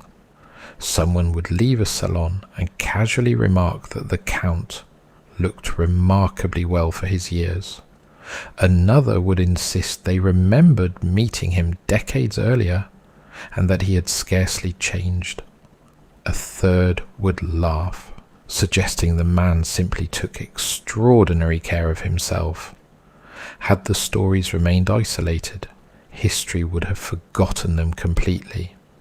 Instead, they began appearing in different cities, among people who had never met one another, separated by years and sometimes entire generations, until an unsettling pattern emerged. The witnesses disagreed about his birthplace, his fortune, his politics, and even his nationality. Yet they repeatedly agreed on one extraordinary observation. However old Saint-Germain actually was, his face seemed determined to remain the same. One of the earliest and most famous stories concerns Madame la Comtesse de Gergy, though her name appears in different forms depending upon the memoir being consulted. Long before the French Revolution, she claimed to have encountered Saint-Germain at Versailles, and was immediately overcome by a peculiar feeling of recognition. She insisted she had met an identical gentleman approximately half a century earlier, while accompanying her husband during his diplomatic service in Venice. She remembered the conversation clearly because the stranger had been unusually cultured and possessed the same elegant manners, the same dark eyes, the same perfectly controlled expressions. Standing before him now, 50 years later, she naturally assumed she was speaking to his son. The resemblance, she believed, was astonishing but understandable. Families often inherited distinctive features. When she warmly remarked upon how remarkably he resembled his late father, Saint-Germain reportedly smiled with that familiar expression so many witnesses described. a smile that somehow answered the question while refusing to answer it, and calmly replied that there had been no father. It had been he himself. The Countess reportedly laughed. She had to. The alternative was absurd. She reminded him that the gentleman she had known in Venice had appeared approximately the same age that he appeared now. 50 years had passed. The mathematics simply would not cooperate. Saint Germain, according to the story, neither argued nor apologized. He merely acknowledged that yes, it had indeed been a very long time. Some versions of the account have him adding that time passes differently than people imagine. Others simply leave the uncomfortable silence hanging between them while the Countess stared into the face she believed she had known half a century before. Whether this exchange happened exactly as later memoirs describe is almost impossible to establish, yet it became one of the foundational stories responsible for transforming Saint Germain from an eccentric chemist into something far stranger. It was not a tale of magic. It was simply a woman insisting that a face had refused to obey the calendar.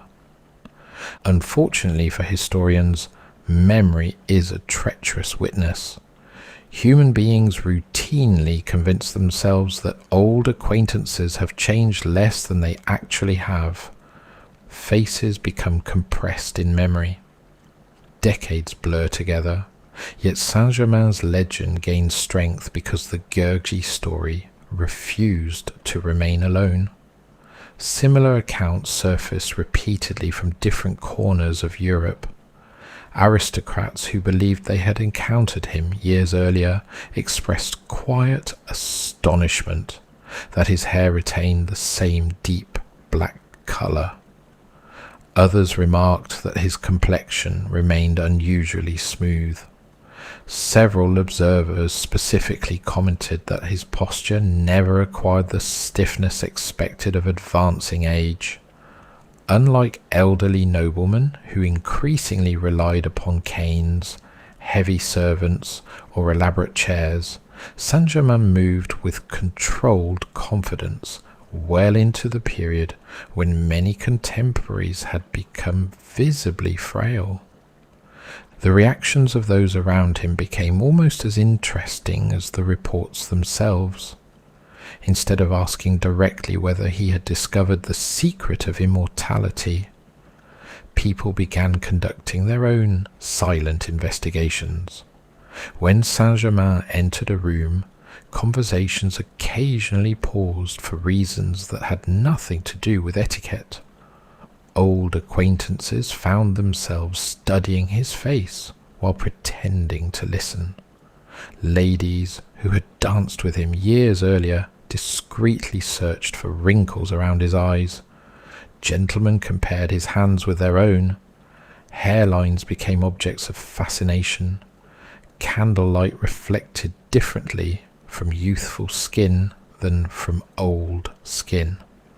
And more than one memoir hints that observers deliberately manoeuvred closer to examine him beneath brighter chandeliers.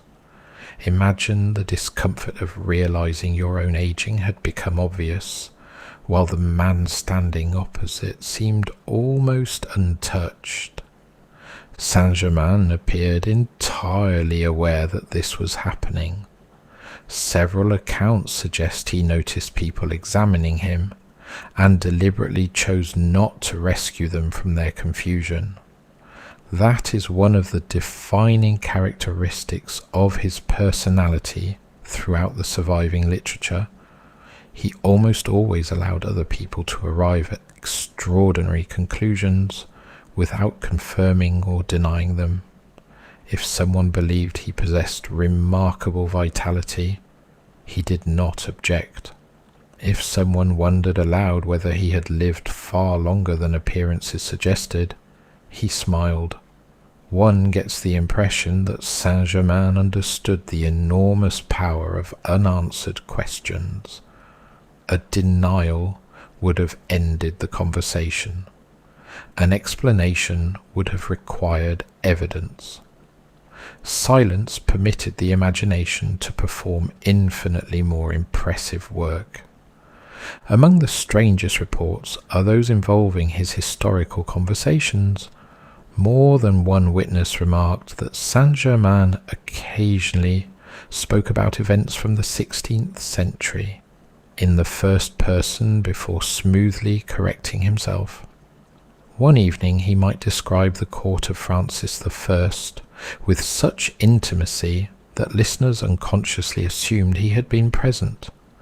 Another evening he would recount details concerning Charles V, the Medici family, or the religious conflicts tearing Europe apart, with observations that sounded less like scholarship than recollection. Skeptics naturally argued that he simply possessed phenomenal historical knowledge. Yet some listeners insisted the peculiar feeling came not from the facts themselves, but from the emotional tone with which he delivered them. He did not sound like a historian reading documents. He sounded like an elderly man remembering childhood. There are several particularly curious stories involving artists. According to later memoirs, Saint Germain occasionally criticized paintings by commenting that the original colors had faded over the centuries, then proceeded to explain how the artist had intended them to appear before oxidation changed the pigments. He supposedly discussed Leonardo da Vinci not as a distant genius, but almost as an acquaintance whose techniques had been misunderstood. At another gathering, he reportedly criticized a musical interpretation by explaining how the composer himself had originally intended the passage to be played. The guests laughed politely until Saint Germain produced historical details that were difficult to dismiss. Were these simply educated guesses by an unusually informed polymath? Possibly. Yet this recurring sense that he possessed memories where others possessed books became one of the central reasons people began wondering whether the Count's education had been obtained in a highly unconventional manner. Another story that circulated widely involved an elderly noblewoman who became genuinely frightened after speaking with him. During their conversation, Saint Germain allegedly described court life under Henry IV with such astonishing specificity that she interrupted him and asked where he had learned these things. His answer, according to one version, was almost playful.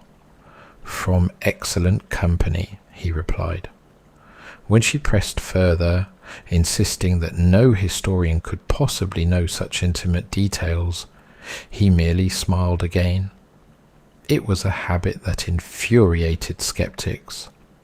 Every time someone cornered him, every time a straightforward answer might finally have settled the matter, Saint Germain stepped sideways, leaving only another anecdote for future generations to puzzle over.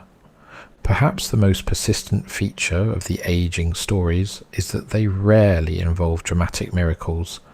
Nobody claims Saint Germain suddenly transformed from an old man into a young one before horrified witnesses. Instead, the miracle is statistical. Imagine seeing the same acquaintance every 10 years for half a century. At each meeting he appears perhaps 3 or 4 years older instead of 10. Individually, the differences seem insignificant. Collectively, they become impossible to ignore. Several observers eventually found themselves performing exactly this mental arithmetic.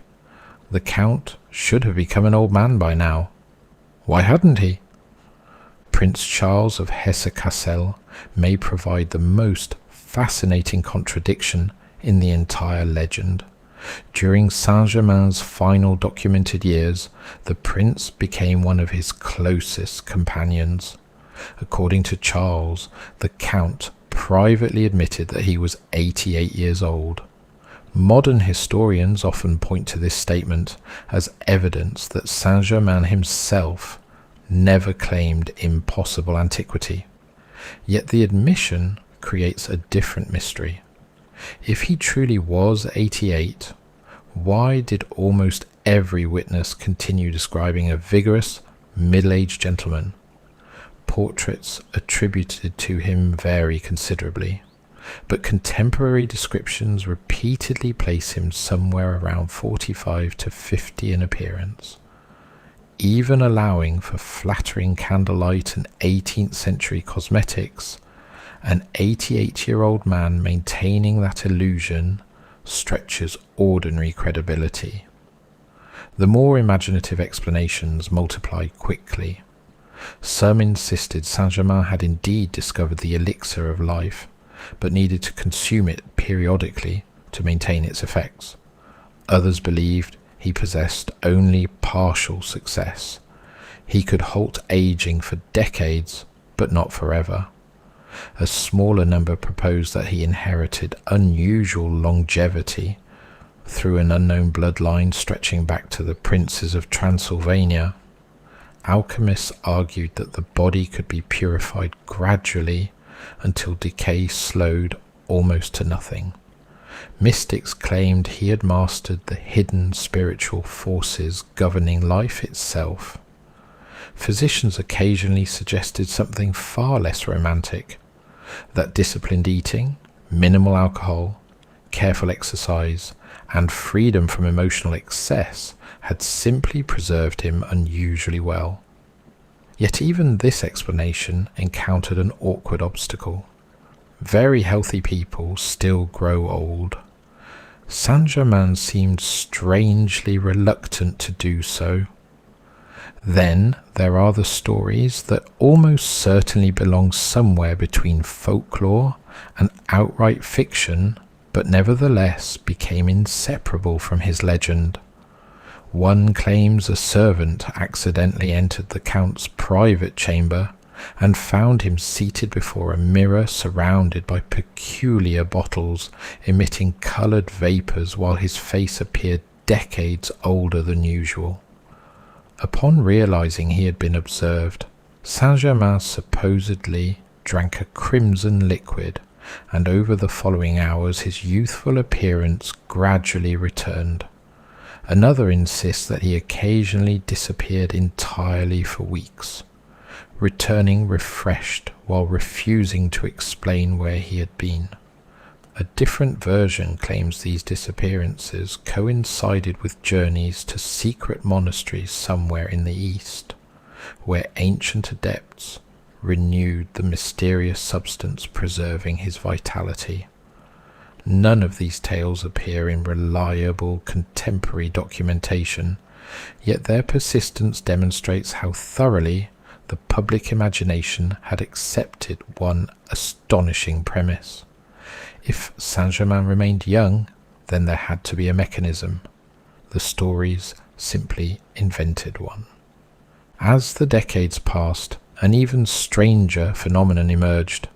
People stopped trying to determine his age and instead attempted to determine his century. Some whispered that he had advised Louis XIV during the reign of the Sun King. Others suggested he had known Cardinal Richelieu. A few quietly wondered whether he had appeared much earlier, still under entirely different names. Once that barrier had been crossed, the imagination accelerated beyond restraint. If he had lived 2 centuries, why not 3? If 3, why not 5? Before long, pamphlets and salon gossip casually connected him with figures separated by vast stretches of history. Most of these claims originated long after Saint-Germain himself had disappeared from public life, yet they reveal how completely the legend had escaped its creator. He was no longer merely a man whose age could not be calculated.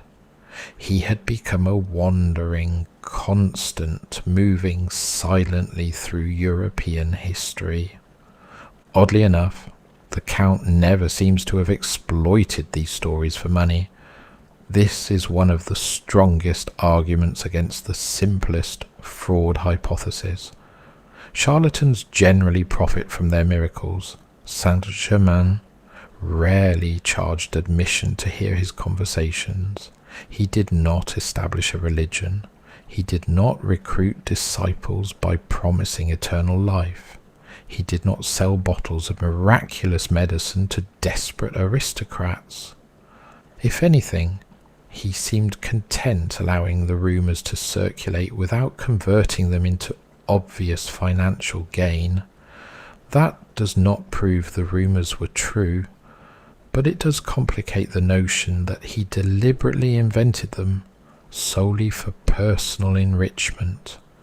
The final and perhaps most haunting aspect of the aging mystery concerns those who believed they had solved it only after his supposed death. Once official records announced that the Count had died in 1784 at the residence of Prince Charles, many assumed the story had finally reached its conclusion. At last there would be no more impossible sightings, no more whispers, no more elegant stranger appearing unchanged after decades. History had closed the book. Instead, something deeply peculiar happened. The sightings increased, and unlike the rumours of his youth, these encounters came from people who insisted they had met a dead man.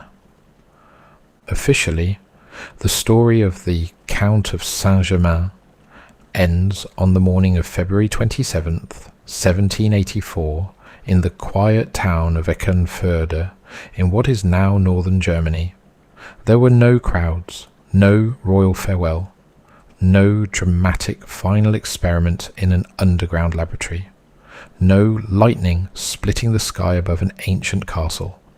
According to the church register of Saint Nikolai, a man identified as the Count de Saint Germain died at the residence of Prince Charles of Hesse-Kassel, and several days later, on March 2nd, he was buried in the local churchyard. For historians, this is the neat ending. A parish record exists. The burial was recorded. Prince Charles himself acknowledged the death. If this were anyone else, the mystery would stop there. It doesn't. In fact, for many people, it is precisely where the mystery begins, because the years immediately following his documented death are filled with reports from intelligent, educated people, insisting they had continued speaking with him as though nothing had happened at all.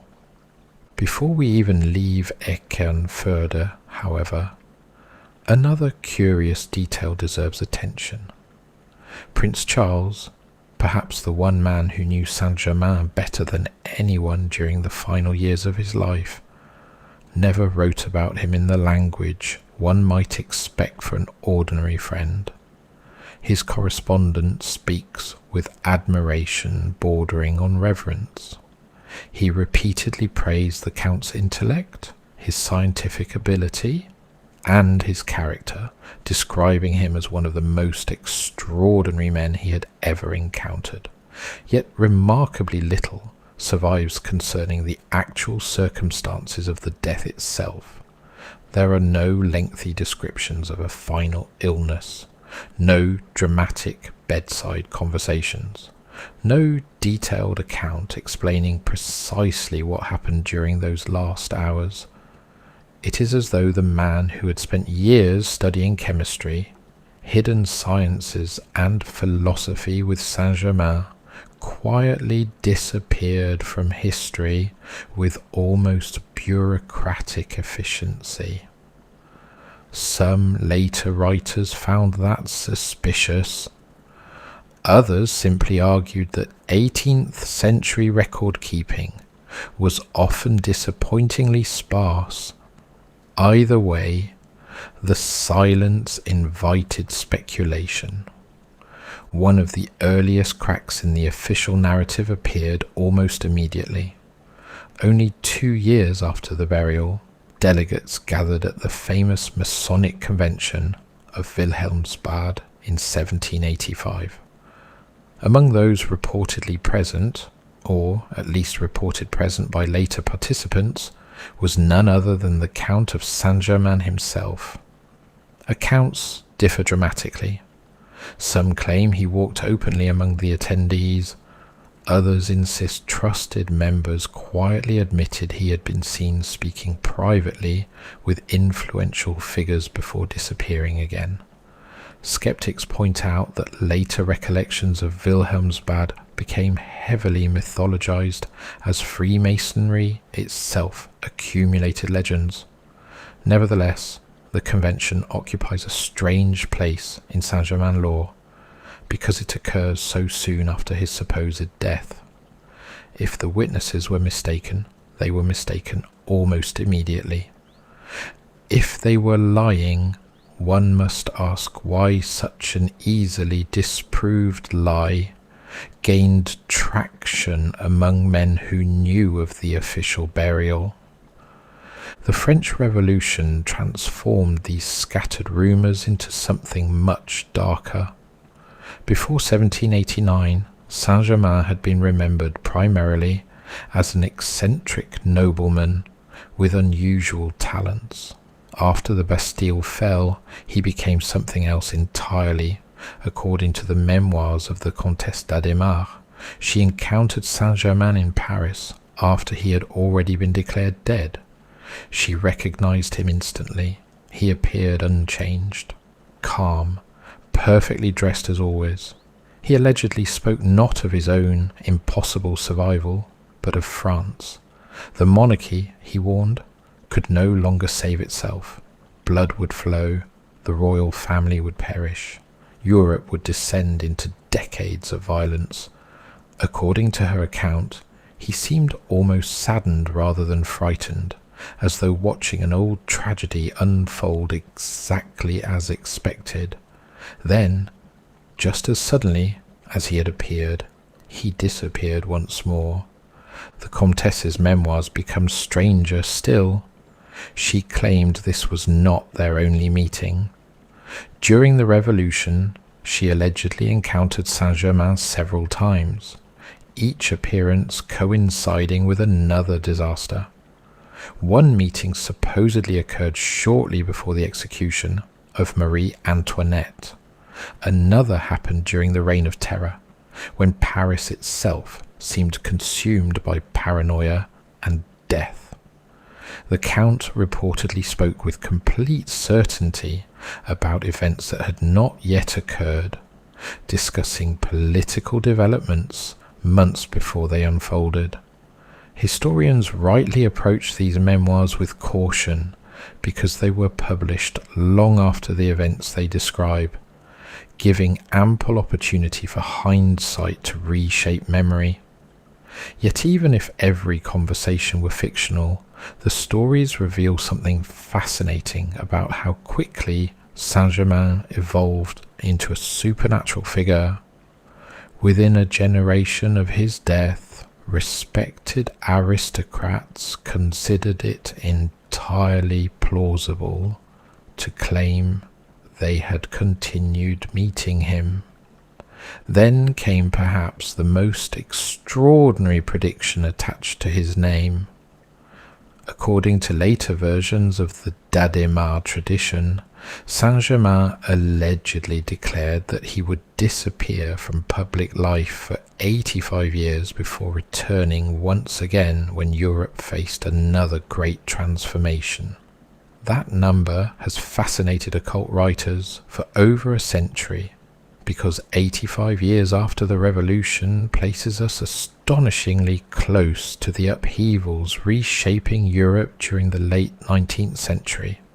Some later believers enthusiastically announced that Saint-Germain had indeed returned exactly on schedule under yet another identity. Others simply adjusted the mathematics whenever convenient. Such flexibility hardly strengthens the story historically, but it illustrates something important. Once people accepted that death had failed to stop him, chronology itself became negotiable. The Napoleonic era generated another wave of sightings. Several accounts describe a distinguished gentleman matching Saint Germain's appearance, attending diplomatic gatherings shortly before major political shifts. Unlike the dramatic stories of prophecy, these reports are almost frustratingly ordinary. Someone notices an elegant older man who appears strangely youthful. Someone recognizes him from decades earlier. Before anyone can question him carefully, he has vanished. There is an almost dreamlike quality to these encounters. They lack spectacle. No miracles occur. The mystery lies entirely in recognition. "I know that face," someone says, only to realize the face should belong to a dead man. The Congress of Vienna in 1814 and 1815 became another favourite setting for later legends. Europe was attempting to rebuild itself after the chaos of Napoleon's wars. Kings, diplomats, generals and princes filled the Austrian capital, while borders were redrawn and dynasties restored. According to persistent traditions, Saint Germain was there, quietly moving through receptions and private meetings, speaking with selected officials before disappearing once more. No contemporary official record confirms this, but the setting itself almost seems inevitable. If one were constructing the legend of an immortal diplomat who periodically intervened during moments of historical crisis, Vienna would be precisely the place he ought to appear. As the 19th century progressed, the sightings became increasingly difficult to categorize because they split into two distinct traditions. The first involved apparently ordinary encounters. Travellers claimed to have met a cultured gentleman who later resembled portraits of Saint Germain. Elderly aristocrats whispered that the mysterious stranger looked exactly as they remembered from their youth. These stories remained grounded in physical reality. The second tradition, however, drifted steadily toward the occult. Here Saint Germain ceased to be merely immortal and became something closer to an invisible guardian directing history from behind the curtain. Rosicrucian circles began referring to him as one of the unknown superiors, hidden adepts who supposedly guided civilization while avoiding public recognition. Various Masonic traditions hinted that he continued attending secret gatherings under carefully chosen identities. Certain Hermetic groups insisted he periodically revealed himself only to initiates who had reached sufficient spiritual development.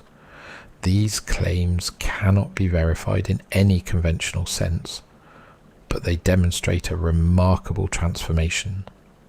Saint Germain was no longer simply surviving death. He had become an active participant in an unseen government of sages watching over humanity itself. Then Helena Petrovna Blavatsky entered the story.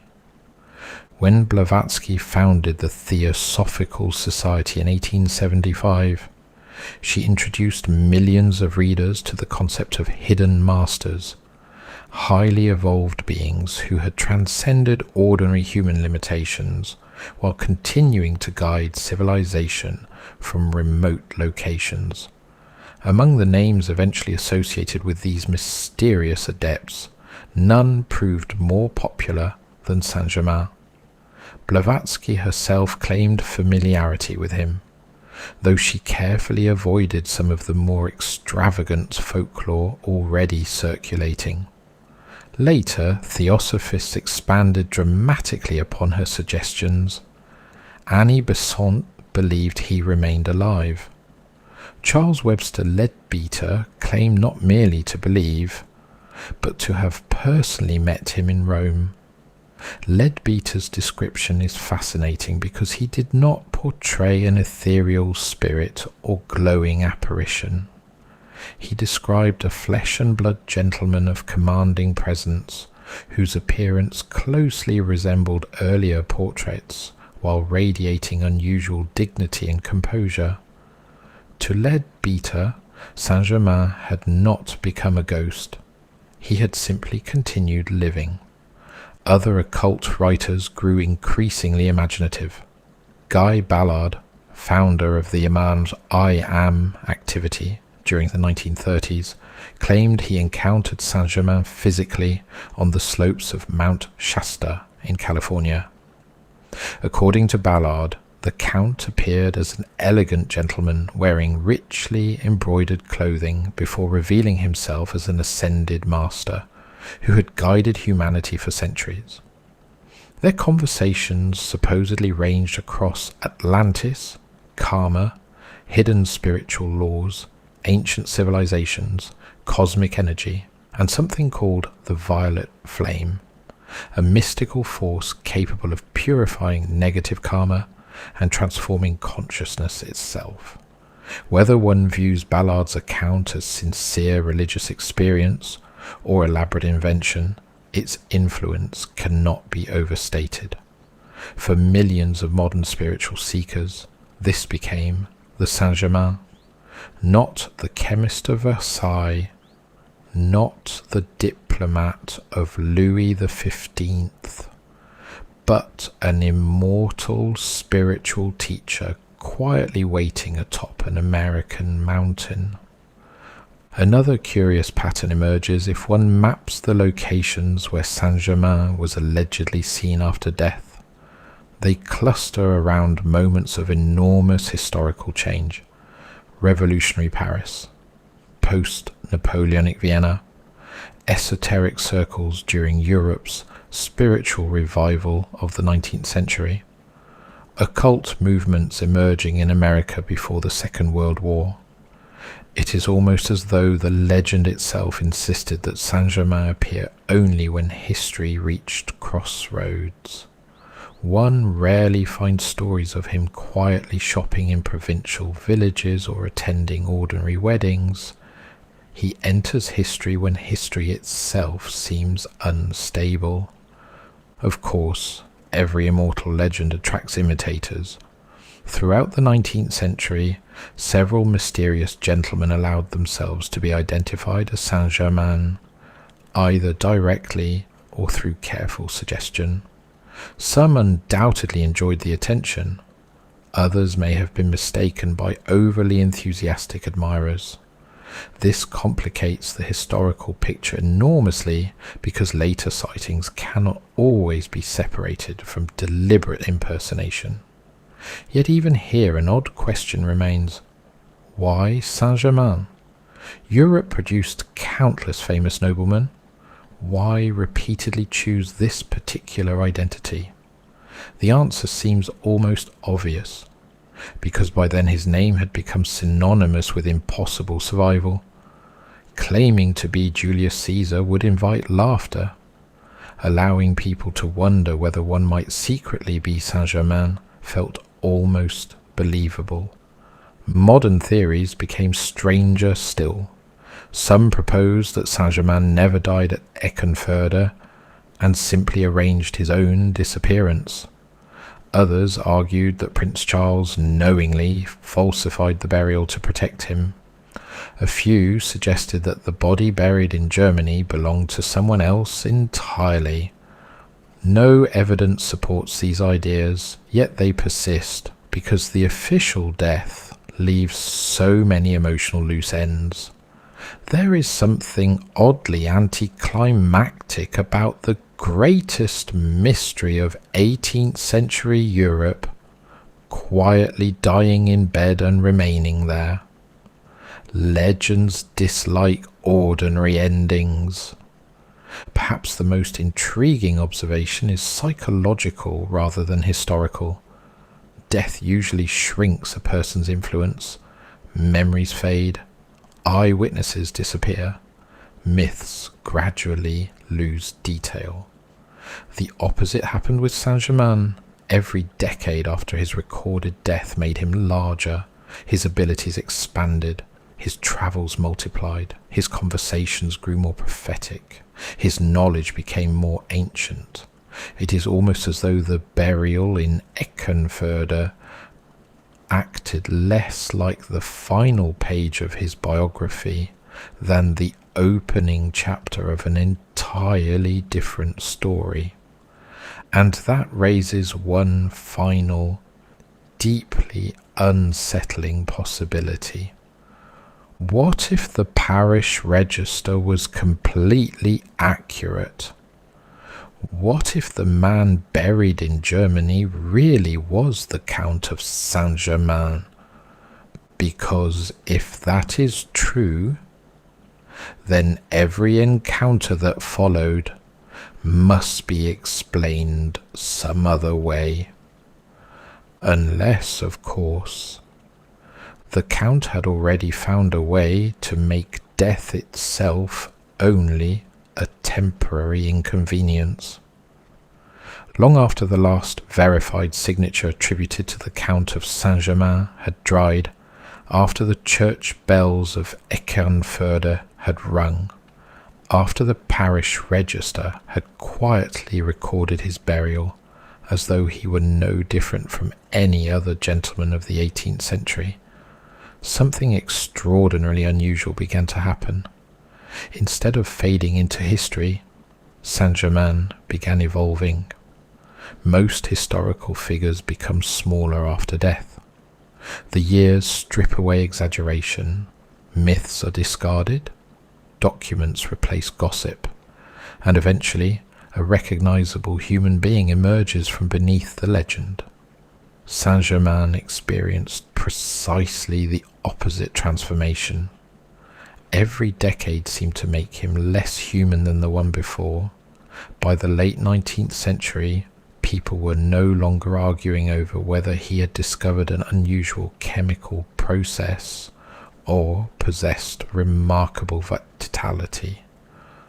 Entire spiritual movements had begun quietly asking a much larger question. What if Saint Germain had never been an ordinary human being to begin with?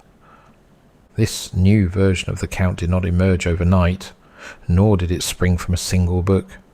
Instead, it appeared as fragments scattered across Rosicrucian societies, Masonic rites, Hermetic circles, occult salons in Paris, esoteric discussion groups in London, spiritualists in America, and eventually the sprawling movement that became known as Theosophy. Curiously, many of these organizations had developed independently, yet all found themselves reaching for exactly the same historical figure whenever they wished to describe the ideal hidden master. They could have chosen Paracelsus. They could have chosen John Dee. They could have resurrected Roger Bacon, Nicholas Flamel, or countless other legendary occultists. Again and again they chose Saint Germain. There was something about him that seemed to invite the role. The Rosicrucians may have been among the first to quietly absorb him into their mythology. The Rosicrucian tradition itself is extraordinarily difficult to untangle because it exists somewhere between documented history, symbolic allegory, and deliberate secrecy. Officially, the movement traces its origins to mysterious 17th century manifestos describing an invisible brotherhood dedicated to preserving ancient wisdom through periods of ignorance and political turmoil. Whether such a brotherhood literally existed remains one of the oldest debates in Western esotericism. Yet by the 19th century, many Rosicrucian writers had become convinced that Saint Germain either belonged to this invisible fraternity or had risen to become one of its highest initiates.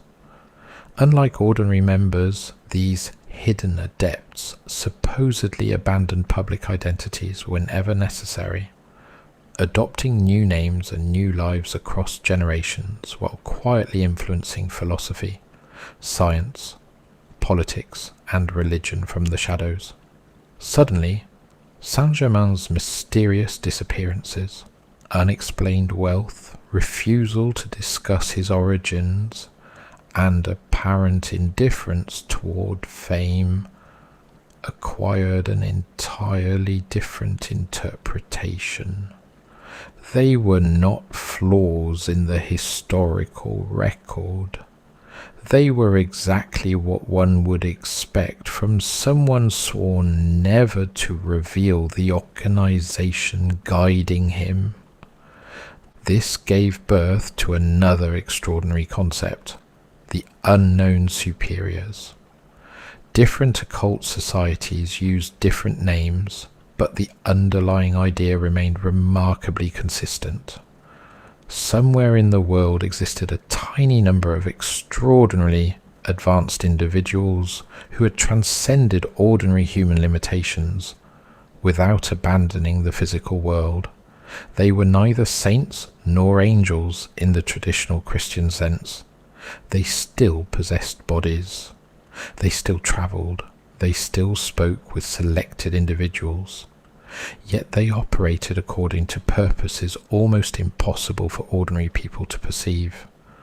Governments rose and fell beneath their quiet observation. Wars occurred because humanity refused wiser guidance. Scientific discoveries appeared when civilization became mature enough to receive them.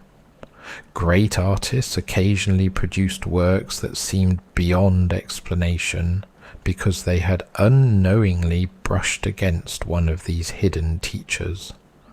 Saint-Germain gradually became perhaps the best-known member of this invisible fraternity, not because anyone could prove he belonged there, but because his historical biography already looked uncannily similar to the description. Another fascinating shift occurred during this period. Earlier generations had been obsessed with Saint-Germain's chemistry. The occult revival of the 19th century became increasingly interested instead in his consciousness. Writers argued that alchemy itself had been misunderstood for centuries. Gold was merely a symbol. The real transmutation occurred within the human soul. Lead represented ignorance. Gold represented enlightenment.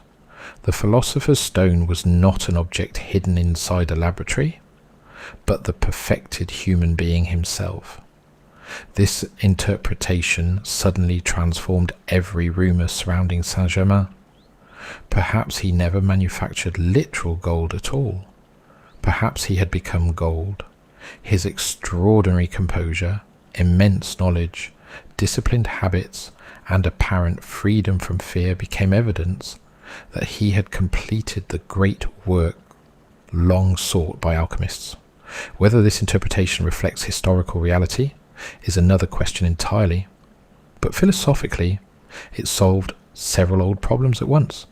It explained why Saint-Germain seemed unconcerned with wealth despite possessing it, why he rarely sought political power despite moving among kings, and why he appeared almost detached from ordinary ambition. Then Helena Petrovna Blavatsky entered the picture and dramatically expanded the legend. Blavatsky remains one of the most controversial figures in modern religious history. Founder of the Theosophical Society, tireless traveller, prolific author, and perhaps the most influential occultist of the 19th century, she claimed that humanity had always been quietly guided by advanced beings she referred to as masters or Mahatmas. These masters supposedly lived mostly in remote regions of Tibet, India, and Central Asia, preserving knowledge inherited from civilizations unimaginably older than our own. Blavatsky never portrayed Saint Germain as merely another immortal nobleman wandering Europe. She treated him as one of these higher intelligences temporarily participating in European history for specific purposes before withdrawing once his work had been completed. Theosophical literature gradually assigned Saint Germain responsibilities almost impossible to comprehend. He allegedly helped inspire aspects of the American Revolution, encouraged movements toward constitutional government, quietly promoted religious tolerance, advanced scientific thinking without allowing it to destroy spirituality, and repeatedly intervened whenever Europe approached periods of catastrophic upheaval. This represents a profound departure from earlier legends. The 18th century Saint Germain seemed primarily interested in chemistry, diplomacy, and conversation.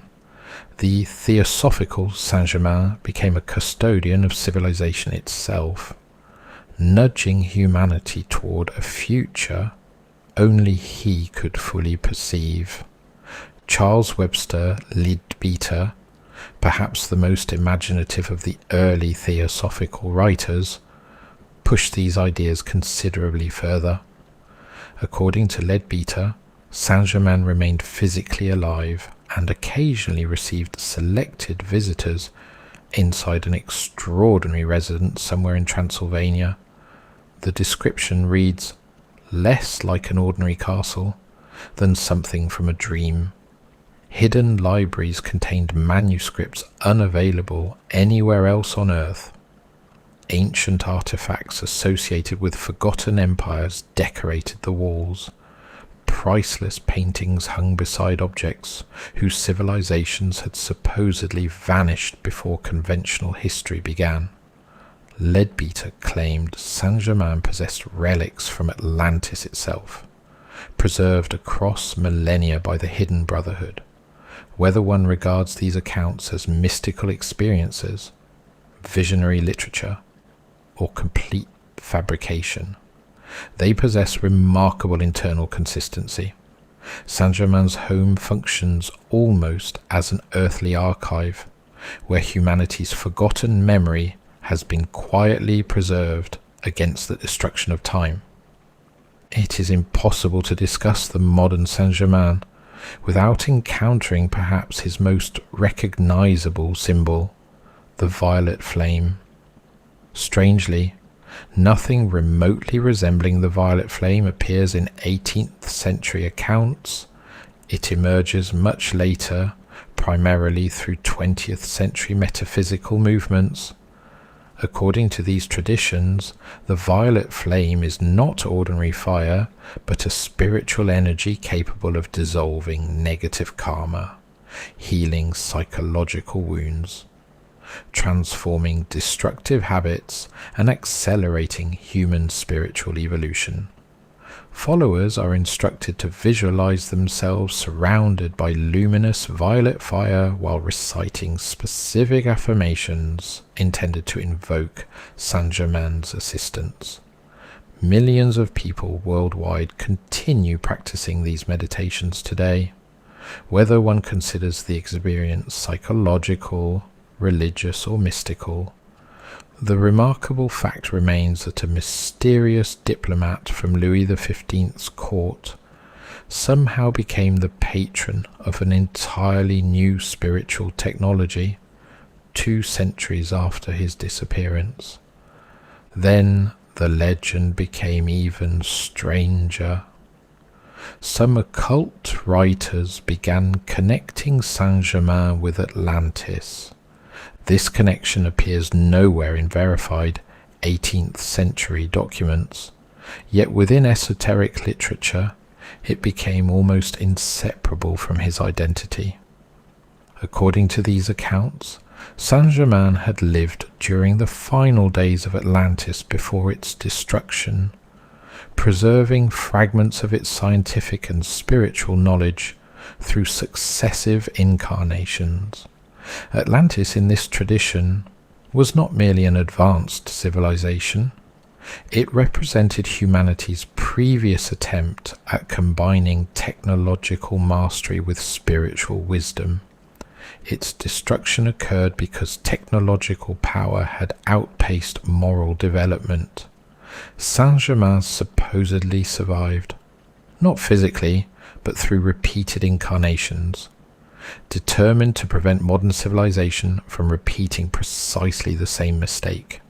Suddenly, his lifelong fascination with chemistry acquired symbolic importance. Science itself was never the danger. Science divorced from wisdom was. Closely related are the Egyptian traditions.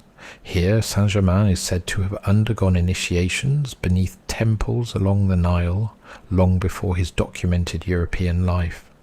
Some versions identify him as a priest serving beneath Pharaoh Akhenaten. Others place him within hidden chambers beneath the Great Pyramid, where candidates supposedly experience symbolic death before emerging spiritually transformed. Again, there is absolutely no historical evidence connecting the 18th century count to ancient Egypt. Yet these stories persist because Egypt represented, to 19th century occultists, the birthplace of primordial wisdom. If one wished to create an immortal teacher possessing knowledge older than recorded civilization, Egypt became almost inevitable. Then come perhaps the most astonishing claims of all: reincarnation. Unlike the immortality stories suggesting Saint-Germain simply continued living inside the same body, reincarnation traditions propose that he repeatedly returned under entirely different identities. Lists vary wildly, depending upon the author. Some identify him with the prophet Samuel, others propose Joseph, the earthly father of Jesus. Still others nominate Merlin, Roger Bacon, Christopher Columbus, Francis Bacon, Christian Rosenkreuz, or even Shakespeare.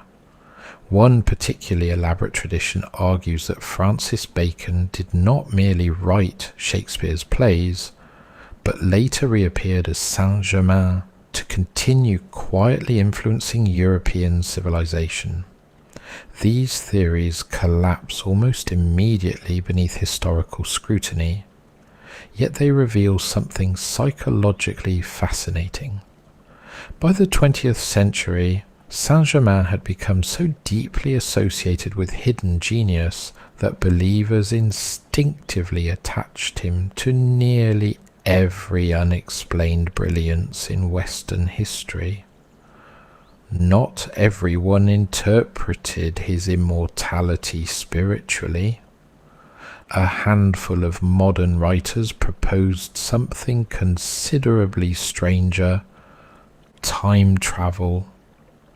Unlike reincarnation or mystical ascension, the time traveller theory attempts to preserve Saint-Germain's humanity while explaining his impossible knowledge. Proponents point toward his astonishing familiarity with future political developments, his unusual scientific understanding, his linguistic abilities, his apparent comfort discussing cultures separated by centuries, and his refusal to provide consistent information about his origins. Suppose, they suggest, Saint-Germain was not an immortal moving slowly through history. Suppose he originated somewhere far in humanity's future and possessed access to historical knowledge unavailable in the 18th century. His apparent age might reflect repeated journeys rather than prolonged life. His wealth could derive from advanced materials. His chemistry might simply represent science, centuries ahead of contemporary understanding. It is a wonderfully imaginative theory. precisely because it replaces one impossibility with another, while leaving most of the historical mysteries surprisingly intact. Others ventured into even stranger territory. Extraterrestrial hypotheses began appearing during the late 20th century. Saint Germain's encyclopedic knowledge, mysterious appearances, unusual health, and almost theatrical detachment from ordinary human concerns led some UFO researchers to speculate that he represented either direct extraterrestrial contact or a hybrid operating quietly within European society. These ideas remain firmly within speculative fringe literature, yet they illustrate the extraordinary elasticity of his legend. Whatever mystery captures the imagination of a new generation eventually absorbs Saint Germain into its mythology. Perhaps the most unsettling interpretation, however, concerns none of these spectacular theories. It concerns memory itself. Several scholars of esotericism have suggested that Saint Germain functions less as a historical individual than as what Carl Jung might have called an archetype. Whenever Western civilization begins worrying that it has become spiritually bankrupt, technologically reckless, or historically lost, stories about a wise immortal quietly reappear. Sometimes he is called Hermes Trismegistus, sometimes Melchizedek, sometimes the Wandering Jew, sometimes Christian Rosenkreuz. During the Enlightenment and the centuries that followed, he simply happened to wear the phase of the Count of Saint Germain. If this interpretation is correct, then every generation has unconsciously rewritten him according to its own deepest anxieties. The 18th century needed an alchemist. The 19th century needed an occult master. The 20th century wanted an ascended being. The modern world imagines a time traveller. And perhaps that is the greatest mystery of all. Not whether Saint Germain truly lived forever, but why, for nearly 300 years, humanity has remained so unwilling to let him die. There is an old saying among historians that every mystery eventually shrinks beneath the weight of evidence. The more letters that are discovered, the more diaries are uncovered, the more forgotten archives are catalogued, the less room remains for fantasy. It is an elegant principle, and most of the time it proves correct. Richard III was eventually found beneath a parking lot. The princes in the tower became a question of politics rather than ghosts. The identity of the man in the iron mask grew steadily narrower as documents accumulated. History, given enough time, generally wins. Yet the Count of Saint Germain appears almost uniquely resistant to that process. 3 centuries of scholarship have not simplified him. They have complicated him. Every newly discovered document seems to answer one question only by creating 2 others. Every eyewitness contradicts another eyewitness. Every skeptic eventually finds themselves forced to admit at least one small detail they cannot comfortably explain. Every believer eventually encounters a claim so extravagant that even they hesitate. Somewhere between those 2 positions, suspended uncomfortably in the middle, the Count continues smiling exactly as he did in the salons of Versailles, offering just enough truth to keep the conversation alive, and withholding just enough to ensure it never ends. Suppose, for a moment, that we strip away every miracle, every occult text, every 19th century embellishment, every New Age interpretation, every Rosicrucian initiation, every violet flame meditation, every Atlantean memory, and every whispered tale of immortality. What remains? Surprisingly, what remains is still one of the strangest biographies in European history. A man of completely uncertain origin somehow gained the confidence of Louis XV. He moved comfortably among kings without a verifiable title. He possessed immense wealth whose source has never been identified. He demonstrated genuine knowledge of chemistry, music, languages, diplomacy, and art far beyond what even educated noblemen ordinarily displayed. He repeatedly vanished just as political circumstances became dangerous. His enemies could never expose him. His friends could never fully explain him. Even after removing every supernatural claim, the historical Saint Germain remains so unusual that many professional historians continue referring to him as one of the Enlightenment's great enigmas. Now suppose we travel in the opposite direction. Suppose, just for the sake of curiosity, that every story contains at least a fragment of truth. Not all of them. That would be impossible. But perhaps enough of them. Imagine a man who genuinely discovered medical practices centuries ahead of his contemporaries.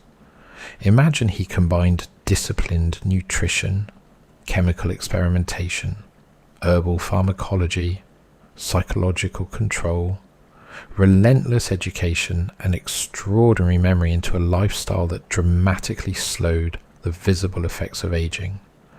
Imagine that he deliberately cultivated mystery because secrecy protected his research. Imagine he served as an unofficial diplomat because governments valued knowledge they could not publicly acknowledge.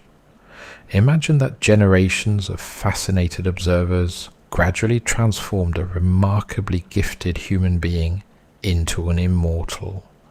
Such a scenario requires no magic whatsoever, and yet it still produces a life astonishing enough to explain why people refused to forget him. But even that explanation encounters uncomfortable obstacles. There remains the problem of timing. There remains the problem of the repeated sightings after 1784. There remains the problem of educated people insisting they had spoken with him decades after the church register declared him buried. There remains the problem of why so many mutually hostile witnesses, people who disliked one another, belonged to different nations, and often disagreed about everything else, described remarkably similar impressions after meeting him. No single mystery proves anything. Many small mysteries gathered together become considerably harder to dismiss. Perhaps this explains why nearly every generation has attempted to solve Saint Germain by reinventing him in its own image. The Enlightenment saw a chemist. Romantic Europe saw an alchemist. Occultists discovered a hidden master. Mystics found an ascended being. Science fiction enthusiasts proposed a time traveler. Conspiracy theorists identified an immortal manipulator moving quietly through governments. Psychologists saw an archetype. Historians saw an exceptionally talented confidence man. Curiously, none of these interpretations has succeeded in eliminating the others. One particularly fascinating question almost never receives the attention it deserves. Why did Saint Germain never establish a movement? If he truly possessed extraordinary knowledge, why leave no school behind? If he discovered immortality, why never teach it openly? If he was merely a fraud, why not exploit his reputation for an enormous financial gain? Most impostors eventually become greedy. Most prophets gather disciples. Most scientists publish discoveries. Saint Germain did almost none of these things. Instead, he moved constantly. He left conversations instead of manifestos. He inspired rumors instead of institutions. He accumulated admirers without creating followers.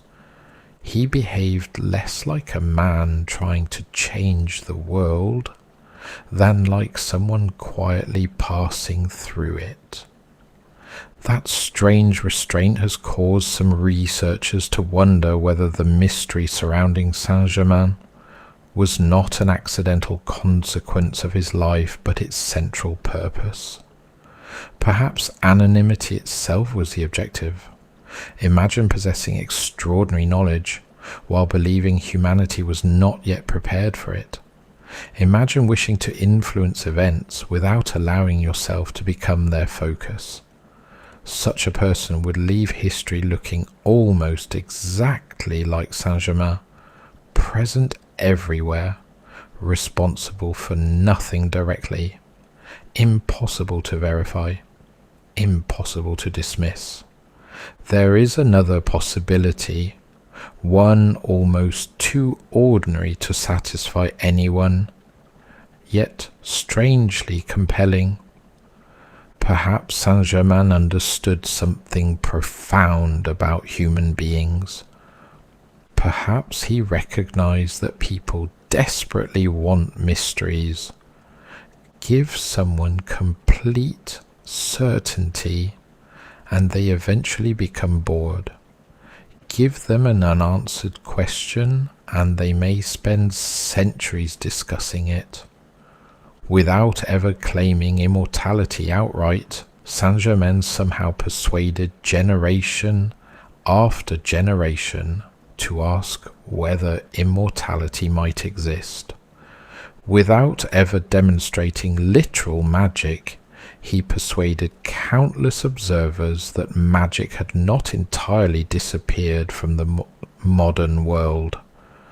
Without ever identifying his homeland, he became a citizen of every legend willing to adopt him. It is difficult to think of another historical figure who accomplished so much by refusing to explain himself. And then there are the stories.